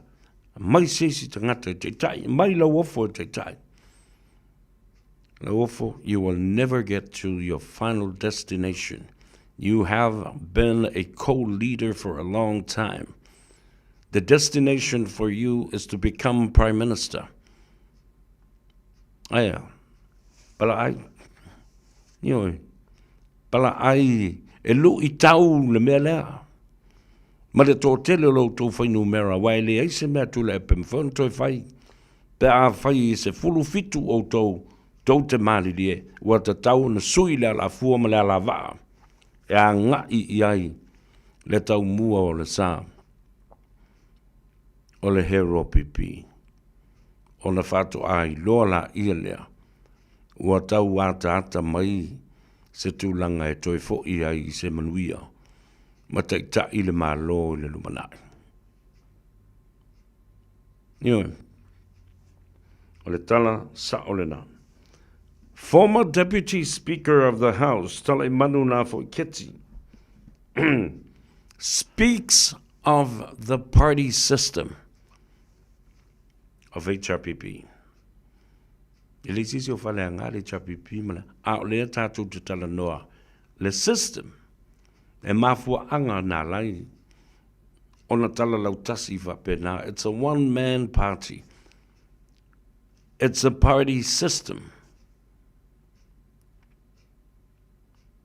And there are rules and regulations there that have objected to the use of the human rights. But in fact, ole vanga whaila tō te pui puia lea ia te tau. Ao lea. Noa matua sau no lava. Ia tale manu. Tulepa is a one-man rule. Nobody dares to go against him. But they have the numbers. Le la lea, o le loyalty o tangata nei. Ua vā I le whangatia. Ma ua whapena I lava. O na tau mi ai. Ne ai a te tau o le tangata. E pei o na sau noa iai. Ia le sunga. I le sa vema sui fonga of telai. I le pae inga lona sfuma leono. Ona toi foi mai leo la tala I le mata upulea. O leo tūtō tas. Le walau sau no tu lepa. Wala tō wiloha ma whalongo o lo I ais tangata milionea whai pisi nisi. Lea na te whatupea uma ia sui tai tō tasi nei e wha se fulumon tupu. Le wo o le lima se fulumon tupu. E o e tutu tai tō tasi ma whai le lato palota. E whatanga I nei New Zealand whai le mera na. There are lobby groups and there are also sponsors. E iai ia company, e iai ia whaalapotapatonga. And some of these organizations are legally allowed to donate money to a specific party that they give support to. Whalongo lei. O lo whaatanga ina I nei New Zealand ma Australia. Nisi o company te tele. E whaai loa la, no lātou manao, Lātou te lango ina ai se pāti wha upwhai. Nanga le whatanga le tulafono. A o le mea lai whai le pāti le nā. An honest declaration of the donation and how much that needed to be transparent and being shown on an audited report. Mono tilo le tulafono. Ma lo fa maunia le tala leo te matua. A le la fa mai tulepa. A le mea le corrupt, ma le soli tulafono le mea le nai Samoa. Ai leo manino mai le tulafono. I se mea fa pea po i aini tangata fai pisinisi o lo i tu o le mata upuna nei. O lo lato tau faoso ma tu lei ia ma fa alot tele ia nei fo itamali i e tofia se fulu o Samoa e o tutu tai totas tu la fono lan na ele o fa ilo ina i Samoa po ai le company le awa o le mele na fa i nei New Zealand e ma po le company telefoni ia po se company fela wai ia po se company fo i o se vaenga o le o fai businessi iwe e fai le lato donation their financial contribution is well documented and legally shown on audits, reports, declarations a parti va upfai ia politik ta i fo i se parti va upfai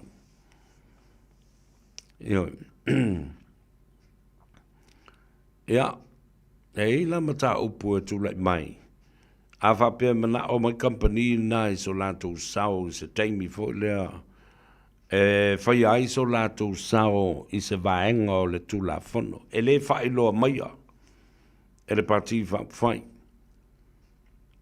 o mea na e le vao le company ma le te tai ma le vaenga fai lea na ave e le faso swani a le company lea o lo ta utua wale se me na ina e ta umele ngol company ma le lato donation po se contribution financially pe limas fulu wafe pe se lau wafe tala a o lalo fo yo o fa momonga male tulafono.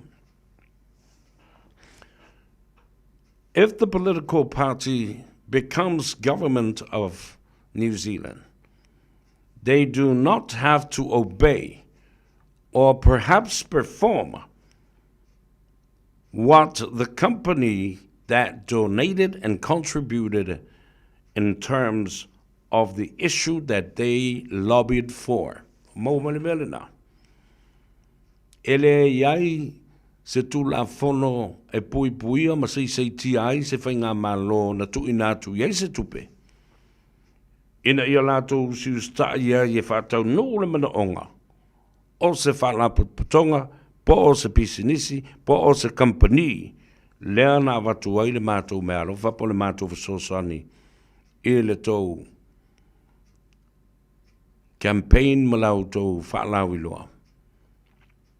E whaatino ai se mātou mana onga le company le na watu le tupe. Tūlanga le na olo o iai. So, whatever tula epa's claim is, po le ala le mele ufina o mai tula epa pe sao PCC, po ai le pisinisi, po le company, po ai le milionea lea. Olo o i tu au nei mea. Ia. Au te le fia ta uoni company mani tangata milionea. Olo o lātou fōa i atu ni tupe pe lātou te tāpena fōi ni tupe whai ai ia le pālota lea tuto tasi ai lātou nei. Ai wha mai tu lepa. Mātou te lepa pole ai. Ala la sao le mate tu lepa i lau mai tau leo te whatue. A tō tele ni te ngata tuto a teito tasi.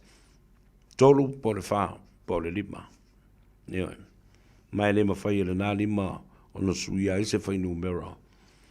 O se pāti whai e malo a iai e silia i le lua mai tolu ninu fua nā te maua. A le lan whamaila vanga le pia siri atua i le lua mai tolu i anu fua u maua se whainga malo pēr umal whainga palota e o lava la iai. Yeah, let's wait and see. Remains to be seen whether it's true or not.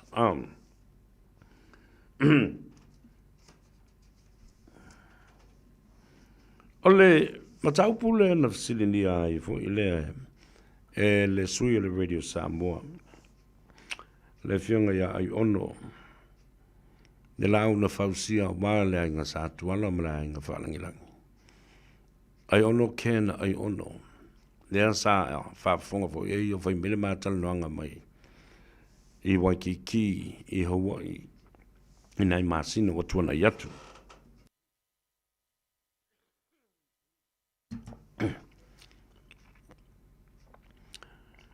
Ena ua silingia e le sunga ya i ono e le sunga ya tula epa o le suina le radio Samoa i Hawaii ma Amerika.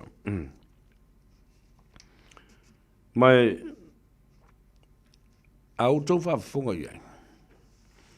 E le ngata e le tala whasolopito la towi o le HRPP. Ona o mai loa lea i tua inga fo i lea whasanga ia fia me whasanga i lauli. E le fau. E le o se mea fau. Ua masani ai le whafofonga le tunu. I le mea ua o iai. Ia le whinaunga tu le epa lo whaia nei. Nau le pepelo, le vālea, ngā hui, soli tu la fono, soli whawai, ia le mea masani iei tātou le whaalongo iai, o whaaleo e le toina. E la se mea tātou te, papole e fua le nā mea. Ai ina ua fasilingia, e ai ono ken, ai ono le sunga tu le epa. O le a tonu a se mea te mana o, te tau na tula i mai le whainga panota le nei. Le a se mea e te mana o ai ua e a lai ona e toe nau nau e le tofi o le atunu. Ma le malu si anga whātu wai le malo pe a whai e toe fo i mai le chapipi. Whai mai le tala a tulepa. Au te mana o ina ia toe whafo i Samoa i le file mu. Mana tua foi. I le tele o mea lo tutupu. Nā le whaalo longo lava o tangata ai mumusu e tala noa ai. E ai auto sila iai. La kapi. Le misela. Le tsunami. Tupe. O tupe a me oma. Manu Samoa. Tupe. Le misela. Le tsunami. Le aula kapi. Ai si mau me tele. Malai va alele. Le ai se Commission of Inquiry na whaia le misela. E le ngata le toa tele o tamaiti na mali liu ma wheo ti tu lau le whafonga le atunu. A o le tele o tupe o le misela o le lopo whena o iai. Te ana le pisa. Ai li mana o e whaatu lai. Se su enga whaapitoa le ta ua o le Commission of Inquiry. O le ala le file mu o Samoa lo mau mele mele. Tulai mai male mata upo le LTRA lua fe male valu. Na whaatanga i nai ina ua te tele ai tālafu le atunu u. Ma le telefo ai tālafu na whai le Asian Development Bank o Waipai. Tasi le lawai. Na maa fua i loa o na whanau mai le LTRA lua fe male valu lena o whai atu le sunga lauli. Ua te tau o na whaasolo muli tua le mata upule na. Aisea. Ua whaatahata mai le system leo.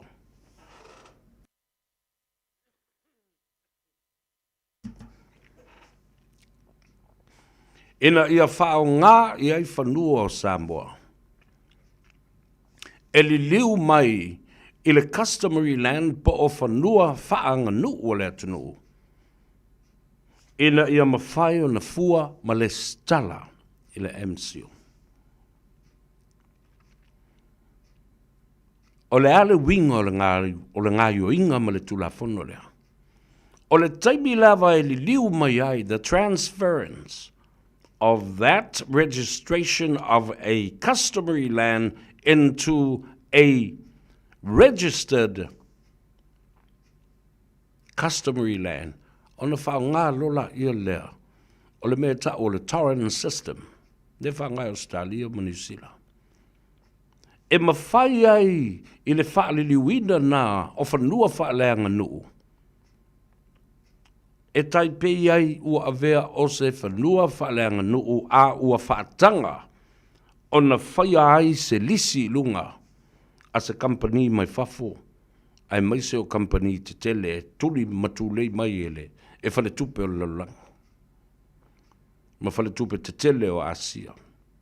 The Asian Development Bank, the World Bank, the IMF, International Monetary Fund.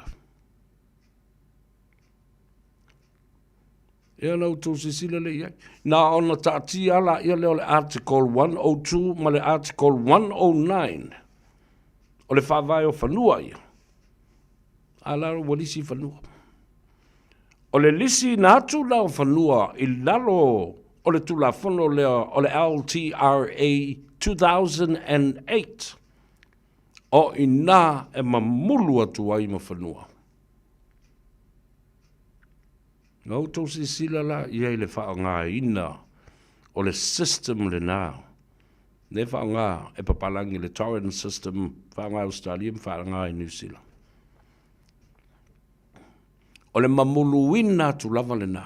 A whai o lo o lisi la ia le malo. Le whoina o tō whaafonga sa o whinau o tuai le telo tō sanga o mawai. Na o whaatala noi nā tuai ia le tō whai le tulafa le li i a fiu. Elisara. Isara. O ia le nā sa avea mapule le ofisa fua whanua o Samoa mo le tele o tau sanga o mawai. Nai te manatua.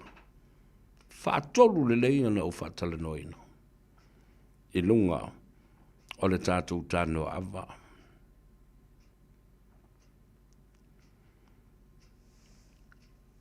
O le fesuia inga le nā, o le title o le whanua, e mawhai ai ona whaamatu watu. E whai ai se lisi. La la tua inga lisi le tilu tilo iai. O le lisi ai saini ai lunga, Malemin Star, o le matanga luenga. O le MC o le sa la tuwa ai ma, ele o le atunu. Ai le saini ai se sao e to tasi pe to lua o le a inga e ona ia le whanua whaelenga nuu lea. O na alu lo leo le lisi. E su e mai e tangata ia. E o mai lunga i. Alu le lisi le nasi ta mai me maua le a inga. A o le tele e aluanga i le matanga luenga. Lea o lo saini ele minsta. Se tau wha manino atu le vala lea sa moa ina i au tau malama lama la ia lea i ai. E mo i la wha pe le ini whanua lo wha tau inatu ia saina maa. But this is the system and how they were categorizing land and customary land of Samoa to change over to be leased. Ala ko ngā lisinga. Kolos fulu kausanga, limas fulu tausanga, onos fulu tausanga. Ele toi papai ei sesi o tupulanga o le aingal nei. Mamulu atua ia malu atu. A whai fo i lisi. E moifo le ata wo ese tangata mapisi nisi sai ai toso le malo le fanua le na ona le toi fafo ia le le fanua o le ainga le fanua le ta ua nei ma fai ama tātou mau mai e whaavalealang i alangona o tangata mai ele se mea customary land's got no value ale ei whawhea o tau tala na e whaavalea ai ma whauwhaunga o tangata ele se me ele se value na mea ele se worth na mea any land's got worth and value of that land. Ioi. So se toi ngā whanua, maa, vaia, lopala, whonga mutia, au tau sila iei le bealena. A whai o le whanua lava lea o na o le whonga mutia. E whaasino iai ea le tautua ina o se suafa, o se ainga, o I foi o le whonga mutia lea o le maota ma le lawa ma le malae o lea suafa o le nā lava. E le sui ai le tāua o taulangi ma le au ngā le whanua le nā. E ala la le nā lea wa amatai o le whawewela ia hafi. Ina ia māla malama le leile atunu. Tangata nei na whaia mea ia. Tangata nei na whaia mea ia. A le la wata le noa mai whori, I le citizen. Ia la lo tala atu. Na utau atu le mea nei. A whawhena tala noa mai atu le epa ma pelo le atunu u le tulanga. O la tau na whaia le citizen. O la tau na whina wina le mea lea. La me le tau sa mai ai le atunu. O tau ma le HRPP, ma lau tau whainga malona, o tau ave e sea le citizen, ma le ai ata tau le atunu, ma ta ngata Samoa uma. I le nāwai tau. La mena le whaia i se referendum. La mena le tātia ili ma ta upu. Nana otua o lo ia madun ma New Zealand, tope lau I tātou, seini ma ave ese. Tope lau. To tope whape nasa mua peo se atunu wa lea tu lau whafonga le atunu. Lei se teimi tu otu wai. Se I whaia le consultation process sa mua. Or whether a referendum should have been called at that time. Ale wo mai nei mo whalongolongo atu o whai mai. Talo whai I le pepelo I nā matau tia. O la tau lena whina wina nei. Lea la lau whai atu. Lea la na ti ngalo loto le matau pulea. O le whai lau tusi le whana whawhautua ma malo Samoa. O le awhionga le konsula, o le malo o Samoa, malona ofisa. Le mafutanga so whaatasi a whaife au I au kilani nei. Le whaafonga le tunu. Ma le tai fono. O le fono le Pasifika, Pacific Leaders Forum. Le whaafonga mai. Tere ai Edwin Puni. Te lainga le luenga talo whai. Ioi. Ai mai se foi le te fono le sunga le tofilau. Ted Stanley. Ma le tātou fono fau Samoa. Ma Samoa poto ia tātou tali ngā malo ia na whaidek. Na whawhela na pepelo ma whai lea tala. Toe sau ai tua ma lesi whalau whamai. A toe o mai I totonu. E o mai toe whina wina. Tu lepa o masaa lei puwai ua o leise mea. O lau ngā muli sa whai tono. E alanga ti ngalo o loto le matau pule nei. Langa o le mai moa ma mata ma whaafofonga ma sila Samoa. I le polonga sa tau ma whai atu nei. A whea sa ia isi te mali I o le atunu usai te tono le palemene ma le fono o New Zealand. Nei se mea na toi lotea. Nai whaafofonga mai le whionga le aloli ia pule ai. Le sailinga malo na oa I le no. Nile I mawhai e la wali ia na whai se mea. Tamari I o le atunu usai tono le mautafona ma le palemene. Only till last year, in a fight, it took somebody totally different. He is not Samoan.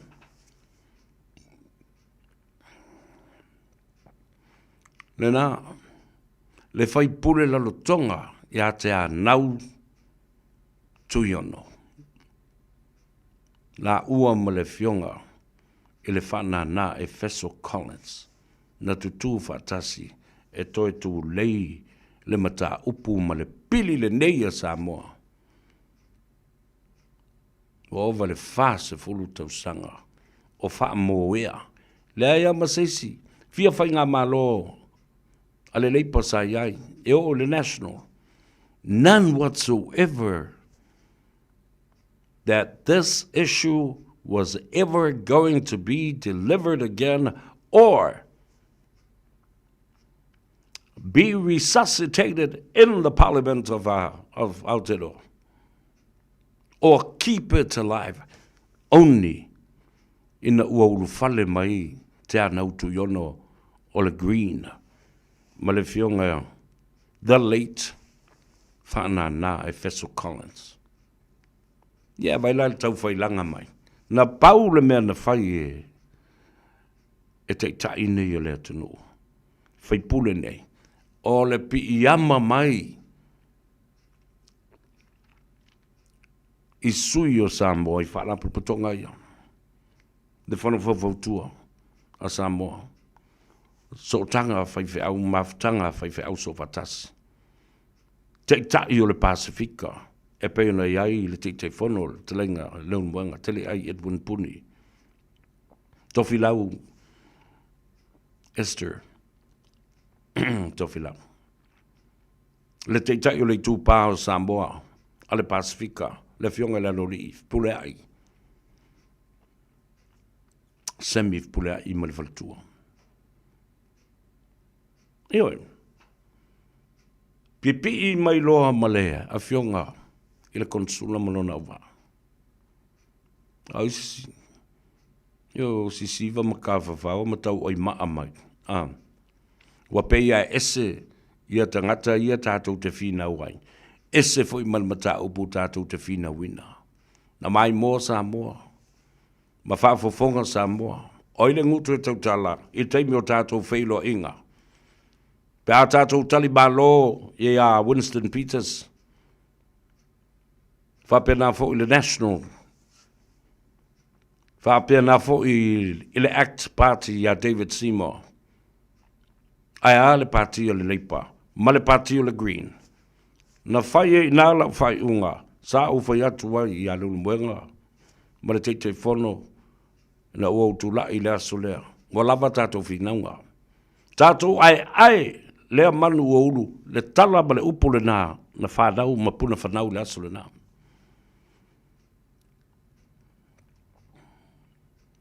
O lea tātou te tuli ta mo e le taimi. Ua vawe le mātutua o tātou mātua. Tulau le langi a ua vawe na fuli i le ele. Ala tātou sanga whi nau pēr lava. I le whaapipi i ai masuli. Ele ai se mea ele mawhai o na whai e Samoa. Aua le whaaporokikia le pata upu le daga tu lepa. I see the fear lei. This was an effort by the people, from the people, for the people. Alela, ile nau tā. Ile nau tā ile toifia ole pale ma le tofi o le palia. Lea la ua whapea mai ai. Ia ua whai te ngata. Lea ba koko fi ngau New Zealand mara. Crap.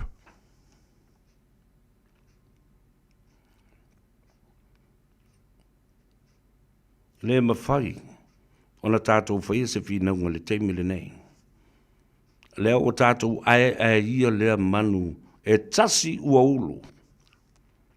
O ia vane o tau na tau avese, le se seni o lea tunu, ano o tau a maila ia lea ma tau fia mata mua i le mea lea, ma tau fia ni wali ai whai mai o tau lea na tau whai ne e whai le mea. Nā tau sil fia ma whafonga. Le atou sa vea na momoli ina le mau, a le fono fofoutua a Samoa le aso le nā. Po i televise, le tio, fasa le lau lo langi atoa. E alana u fai atu le mea lea. Aua nei wha vale ina le atunu, Samoa wha fofonga le lei. Se tātai mata, i le wha longo ma le wha fofonga lea la, o wha sa atu le mantau pulea. A malulua tuai. Ne anga e tā ina se ai le mea. Ia ma whapea i ala ia lea. Ia o tuila epa na whaile mea, o tuila epa na. E asa i sau ese teimi se i whai atu se ngata. I o mātou na whaile mea lea. I leo tuila pelo lea na whaile mea lea.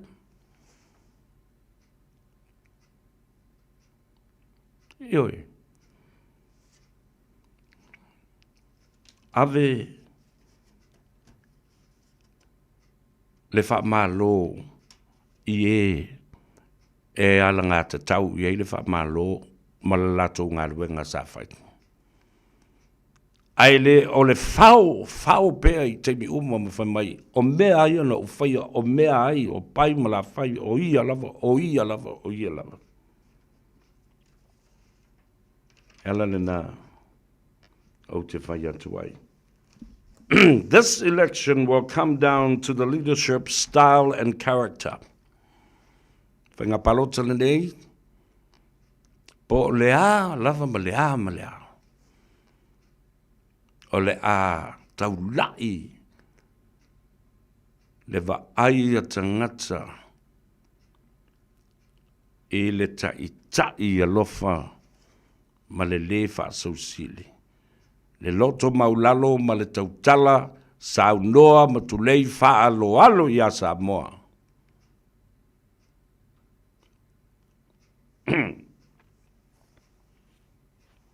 And in my personal analysis for this,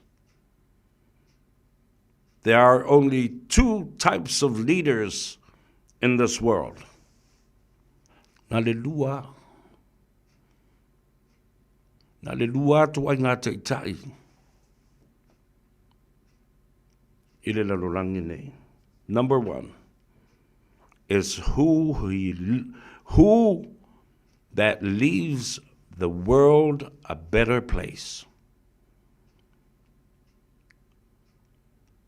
O le teitai na te tu ua Samoa. Ai ua iai I se tu langa. Manuia ma le toa fi le mu. Ma le lo teitai. O le teitai. He who leaves Samoa far worse than he found it. Tangola ia leo o I whaawasenga I fo lo ma fo fau. Le mata o pule na.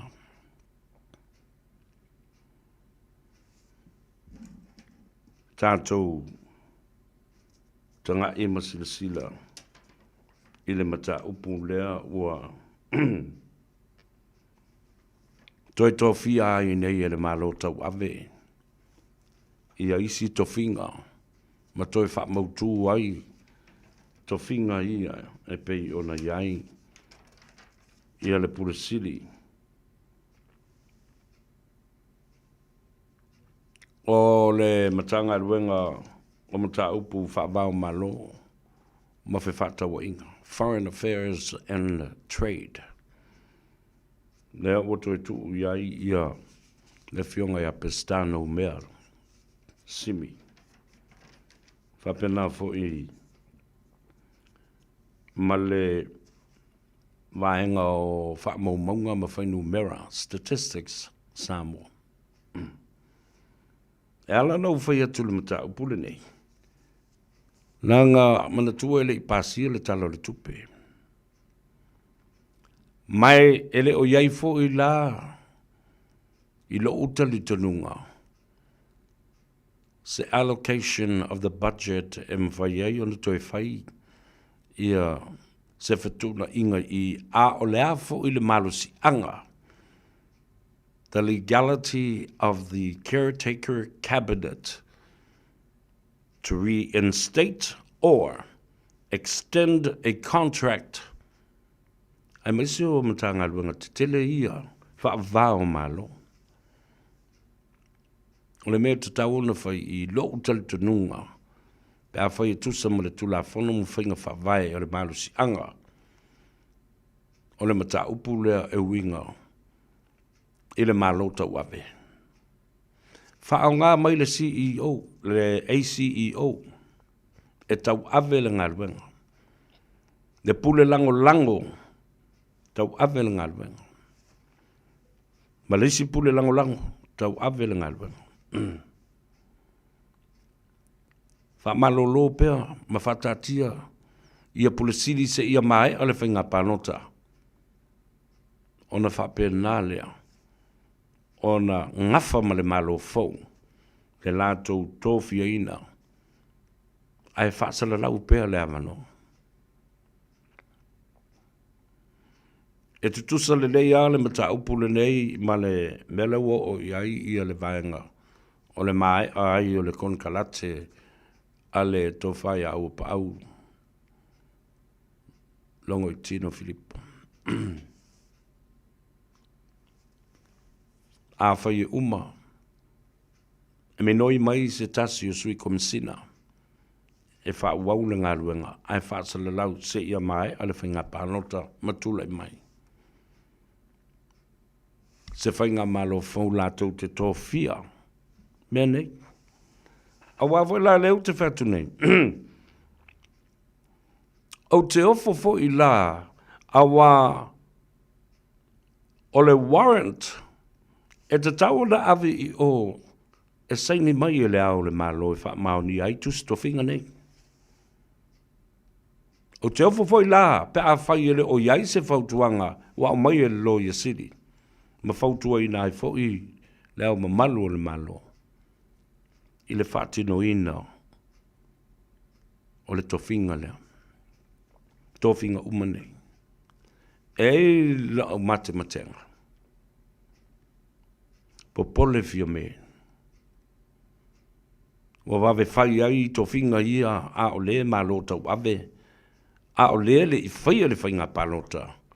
A wa ai ai se swinga o se whainga malo fau e tula I mai. All international overseas post. Consula, ampasa, tofinga uma ia whawao malo lea o lo o se ei le to tele ia tunu ui fafo.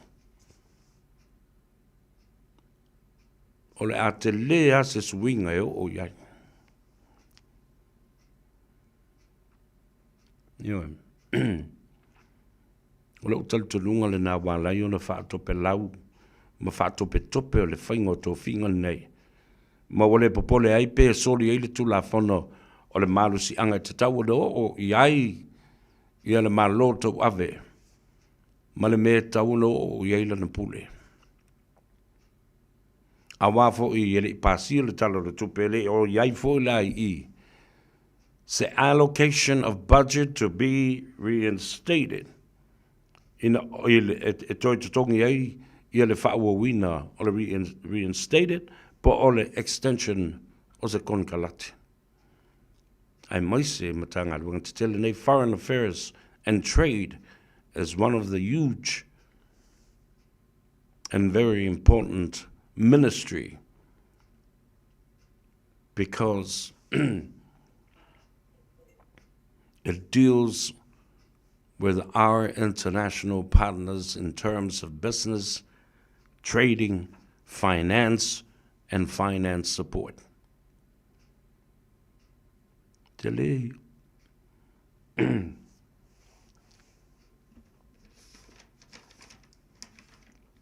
Tau mai leo la u talandoa I le mata pulea.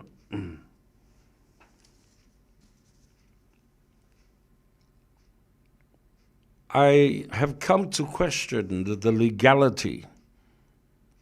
O mai lo mafofau. E ale tulanga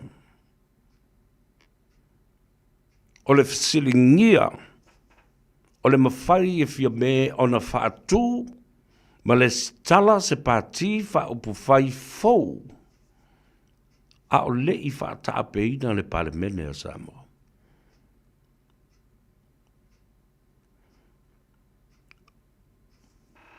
what's the legality under the Constitution of this? What is the time frame o le ale tu la fono o lo fata oto mai I?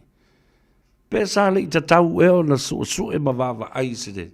Fautuanga fa le tu la fono e o. Ina ia mawhai ai o na tau fia.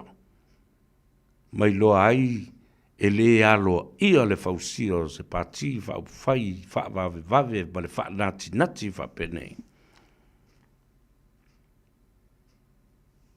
Ua sulu fa ilo iai ina ua fa ta ape le palamene. Wa te lo lava. The preparation was already in the pipeline and that was in operation. While Parliament was in a time frame to be dissolved. Nofa mafu fau iai matatu toe. Tilo ia I le mata upulea. I le anga I luma. La tatu ua talepese. Se I mawuse avanoe talanoa tuai le tuafine ia ati o le sui fo leo le pulenga ma le au whaingaruenga. Ale tatu vale le Henderson Cars. Malona ngā lua Samoa. Aftai le whawhonga I lungo le ala tele. Amo moe o wa ngale ang yangi atu e ala I mata I lunga le wala. Ya ma wa fo le fa I tenga sawa fa tulanga ina.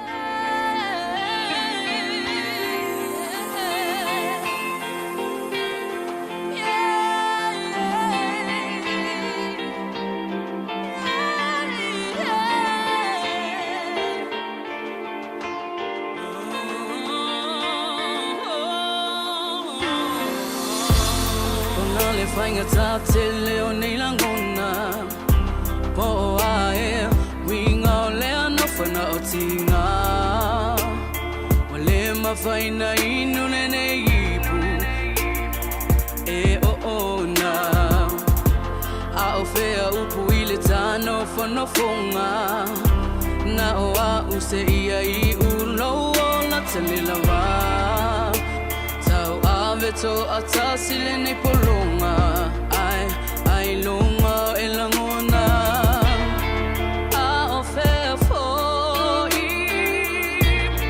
tala no anga ile telefoni wana ola molotofi ole sa ofenga ina toti ia fama me umele fea lo fani me fama oni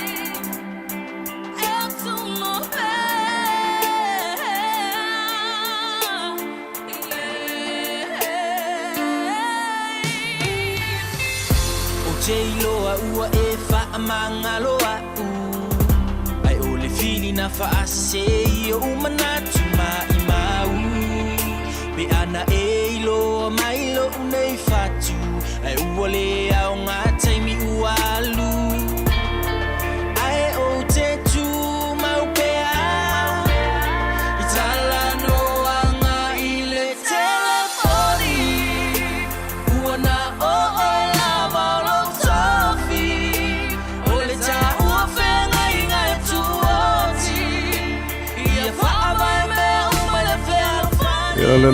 le Nato Brothers I le manava o ngā ruenga I le neifo I Hasolulu mo le atua I le whamalo I lunga le ala tele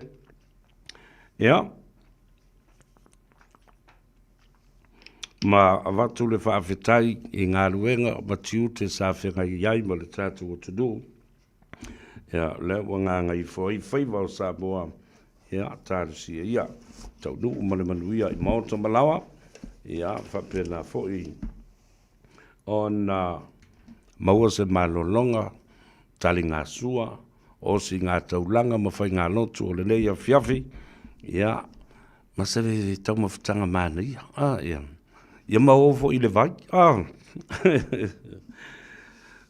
le so, whanau loa lava ina ua, te tangi lau telefoni ma o tango atu tali e le os tangata e masani o na o talanoa i ai.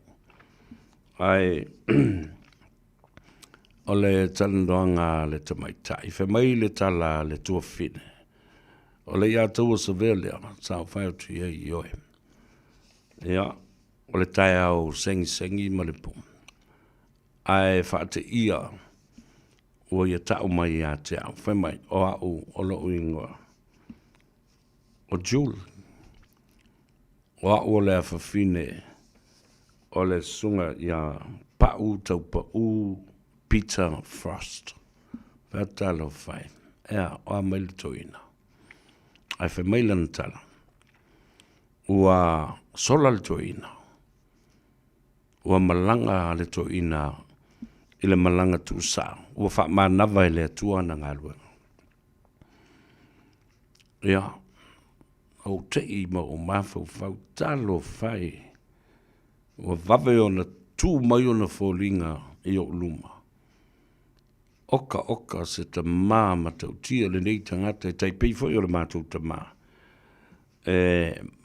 Mata fia, sangi fia, talanoa fia, ma whaasoa fia. Ia, na uwhai atu le talo whai. Ai whai maila na tala. Walu le mātou ta mā. Malona loto fia ma le whaafitai i a te oe. Talo mai le lua fe se fulu ma le valu. Sa u whiloa i ai. I le sunga i a taupa u. Po le ftelenga fo i a pau. Peter Frost. Ia. Ma maua i se mawhatanga ma whana ma neita ma. Ia, ma whai ia osi e lava a inga ona o le to ina fo i ole. Ma atu ona taulangi. Ia, o le isi lea whetu pupula fo i ole a inga. O le whale manono ma le a inga i le tai o le to whaori. Talo whai. Ma mai la ia leo lo nā whine. E te ilosa vea. Tele aso sa e whawhiwhia i le loto ma le anganga o le mātou tamā. E te sauloa i lunga o lau porkalame, le to iai sisi e whalawe lawe i a taupau. E tu i lunga e siva e pese e ata pe a o ata, and it gave him so much joy. A o foi na whaia lātou tāsanga, lea lawa i whai mātala. Ai mate le i whiloa i mua ma le awhawhina o le toina. Mate le masani. Ai ina ua tango le telefoni o le toina. Ma vai ei matau i lo u. I lo u ingoa mana u telefoni. O lan tala le nana whaila na whanau. O lo u fianga a toa lea saulola u por kalame po o le Gagaifo Faiva. Ia po o le tano ava. O lona whai tu la fia le na o na ia. E siva ma ata ma pese. E ata losa vea ata e ma taupau. Ia leo ua wala au i eile atua. Wha ma nama na ngā luenga. E le whai unga le vai asu. Ia. E mai le tala le awhine i atea. A mo ini la mātou ta ma se e whai le mātou lotu. E ana i lola ia lea le ataua. E le mawhai o na misi lau i ngoa i le talo le mātou ta ma. E itai mea misi ai isi tangata le mātou a inga. Pe a whalau le lisi le mātou ta ma. Ai le misi oe ma lau i ngoa. Sa ula ngona le nganga whaftai ma le whamau lalo i lumo le tua. tate le ilo atu le toa tele o le atunu mo lātou langona, ma le lātou tāpua inga, ma tau ta ite i luma o le atua, ina ia alofa mai, i le ngā luenga o lo tautua ina ai Samoa. E re ngata i Samoa, nei atunu, ma tawhai fio le larolangi, wata ape ai, le tele o le mamalu o Samoa, ma ua mawhai, o na whaalongolongo ai i upenga ta whailangi, ma mea lo tutupu. Ilo tātou o tunu u le Pasifika o New Zealand, ma Australia, ma le malo tele o Amerika. Ia te oile tua fine, Jules, o uso, ma tua ngane, o whanau, ma whanau o whanau, o ainga uo mai masani o Paolo Mangafa, whasino i le sunga le taupa Pau, Peter, Frost. Mātou te mamoli atu, whaia umasui o le au whainga alwenga nei ma le pūlenga.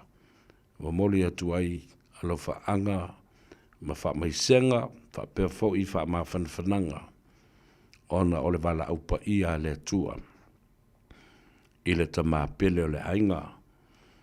And thank you, children, for sharing your father with me. I've had some wonderful times with him and really enjoyed laughing together with him, telling jokes. Yoi, tala mali o le whane manono, ia whape nā fōi. I mata upu e tala noa ina I lunga le leitio, ma le whaasoa, o mata upu o ngafa o le tātou ainga I le tai, e mālie, I anga le leile atua. Whapena fo I nisi o ainga ma whala puputonga, ma mawhitanga I le nei e fiafi.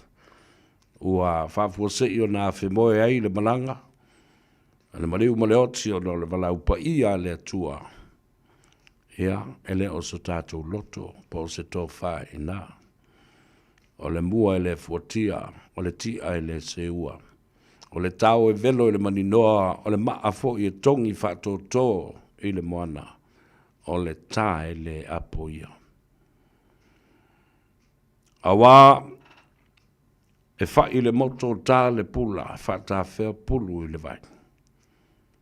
E le aise tasio I tātou e tūma te te, I le fina ngalo whaito tasio le atua. O ia na te au mai. O ia fo'i na te toi wha fo'i atu le tangata e le awhio angapa ia o le tātou matai siri le langi. Ia, o nai motu ngā awha ma sa awhio whinga le nā o le tamā ia taupa u Peter Frost, Paul Telenga fo'i a pau. Ia maua le mawhanwhana I loto o le whanau, ia ma maua fo'i le file mu, ma ia manatua, le ata o le whao le tanga, a le li whaolo Yesu Keriso, e whaavavau a inga. Ia le nā. La tātou ua e tāle peselea. Whaamanui atu wai, e le pa ia mawalunga o le atunu, ia whapea fo'i, I lātou o lo o wa I lātou o lo o a awhia le loi mata malingi ma le fofonga pa u ona o le wala au o le atua. Pese lea whaanofo fi maali e ai I lou fina ngalo.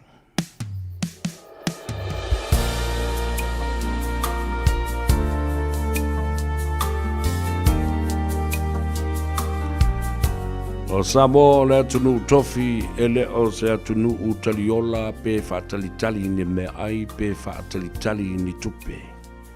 E sa ili malo iona lau whanua maona ele ele.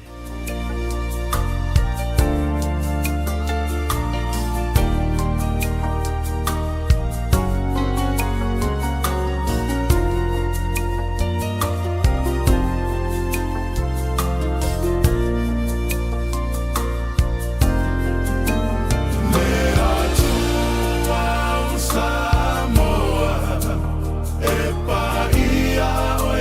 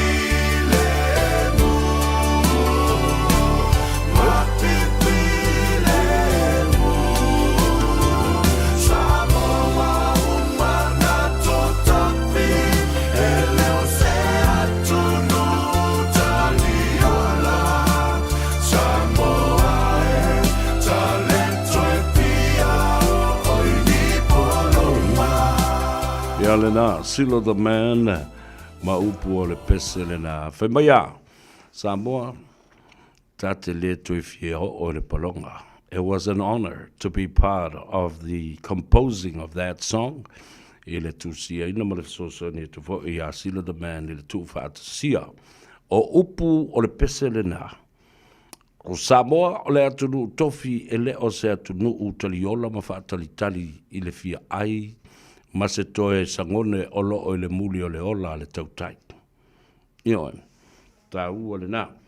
Ai, o le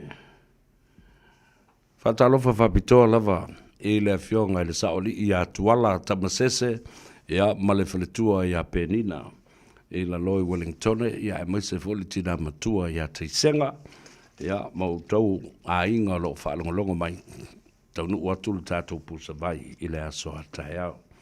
Ia wapena, whatalofa i le fionga i le saoli tuala taua tau pa utinu ma le whaletua i a peka ia e nau basani fo le tunu e anga i atu iai maua i le tātou vai na.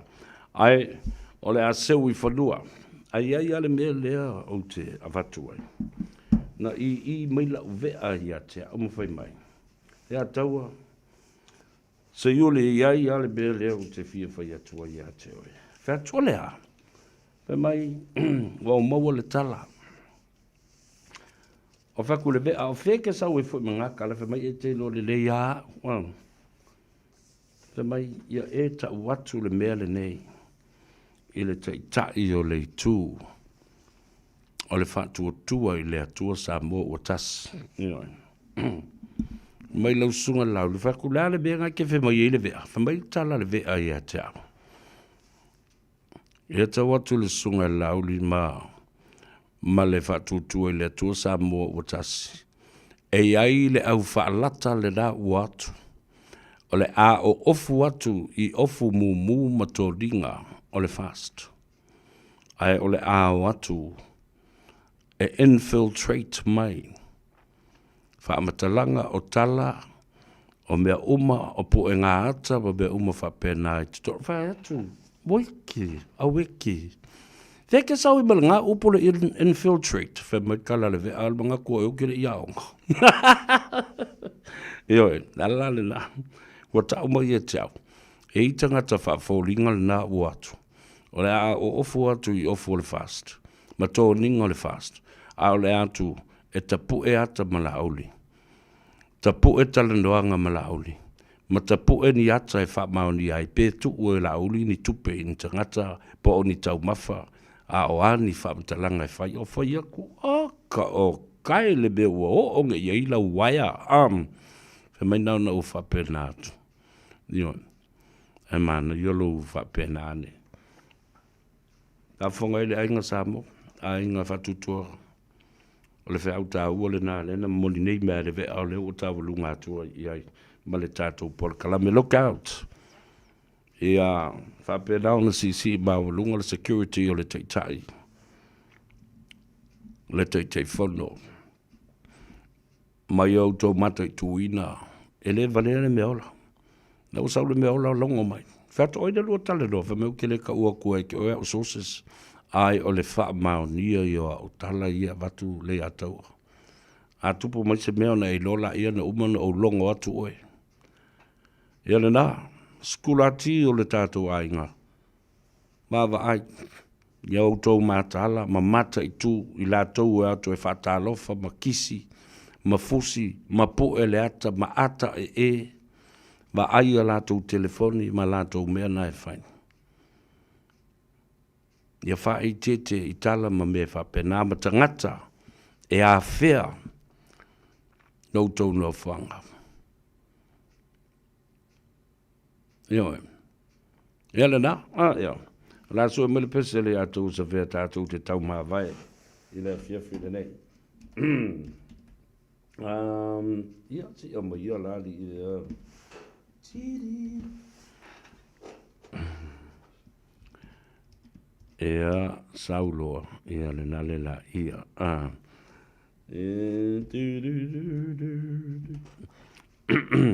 La tātou ua su le pese leu soe sa wia pau se meua o maua leia fiafi.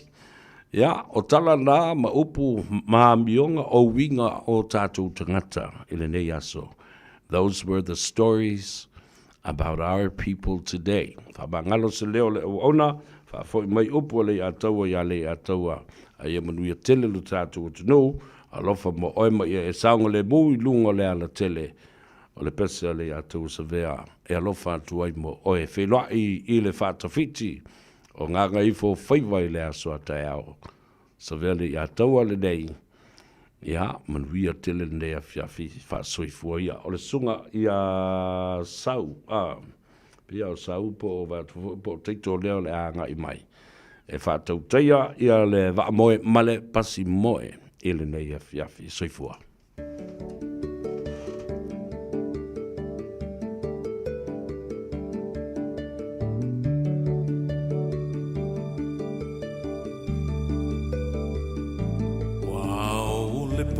Sa whaapeo na puniti o le la Wow, wow, le langi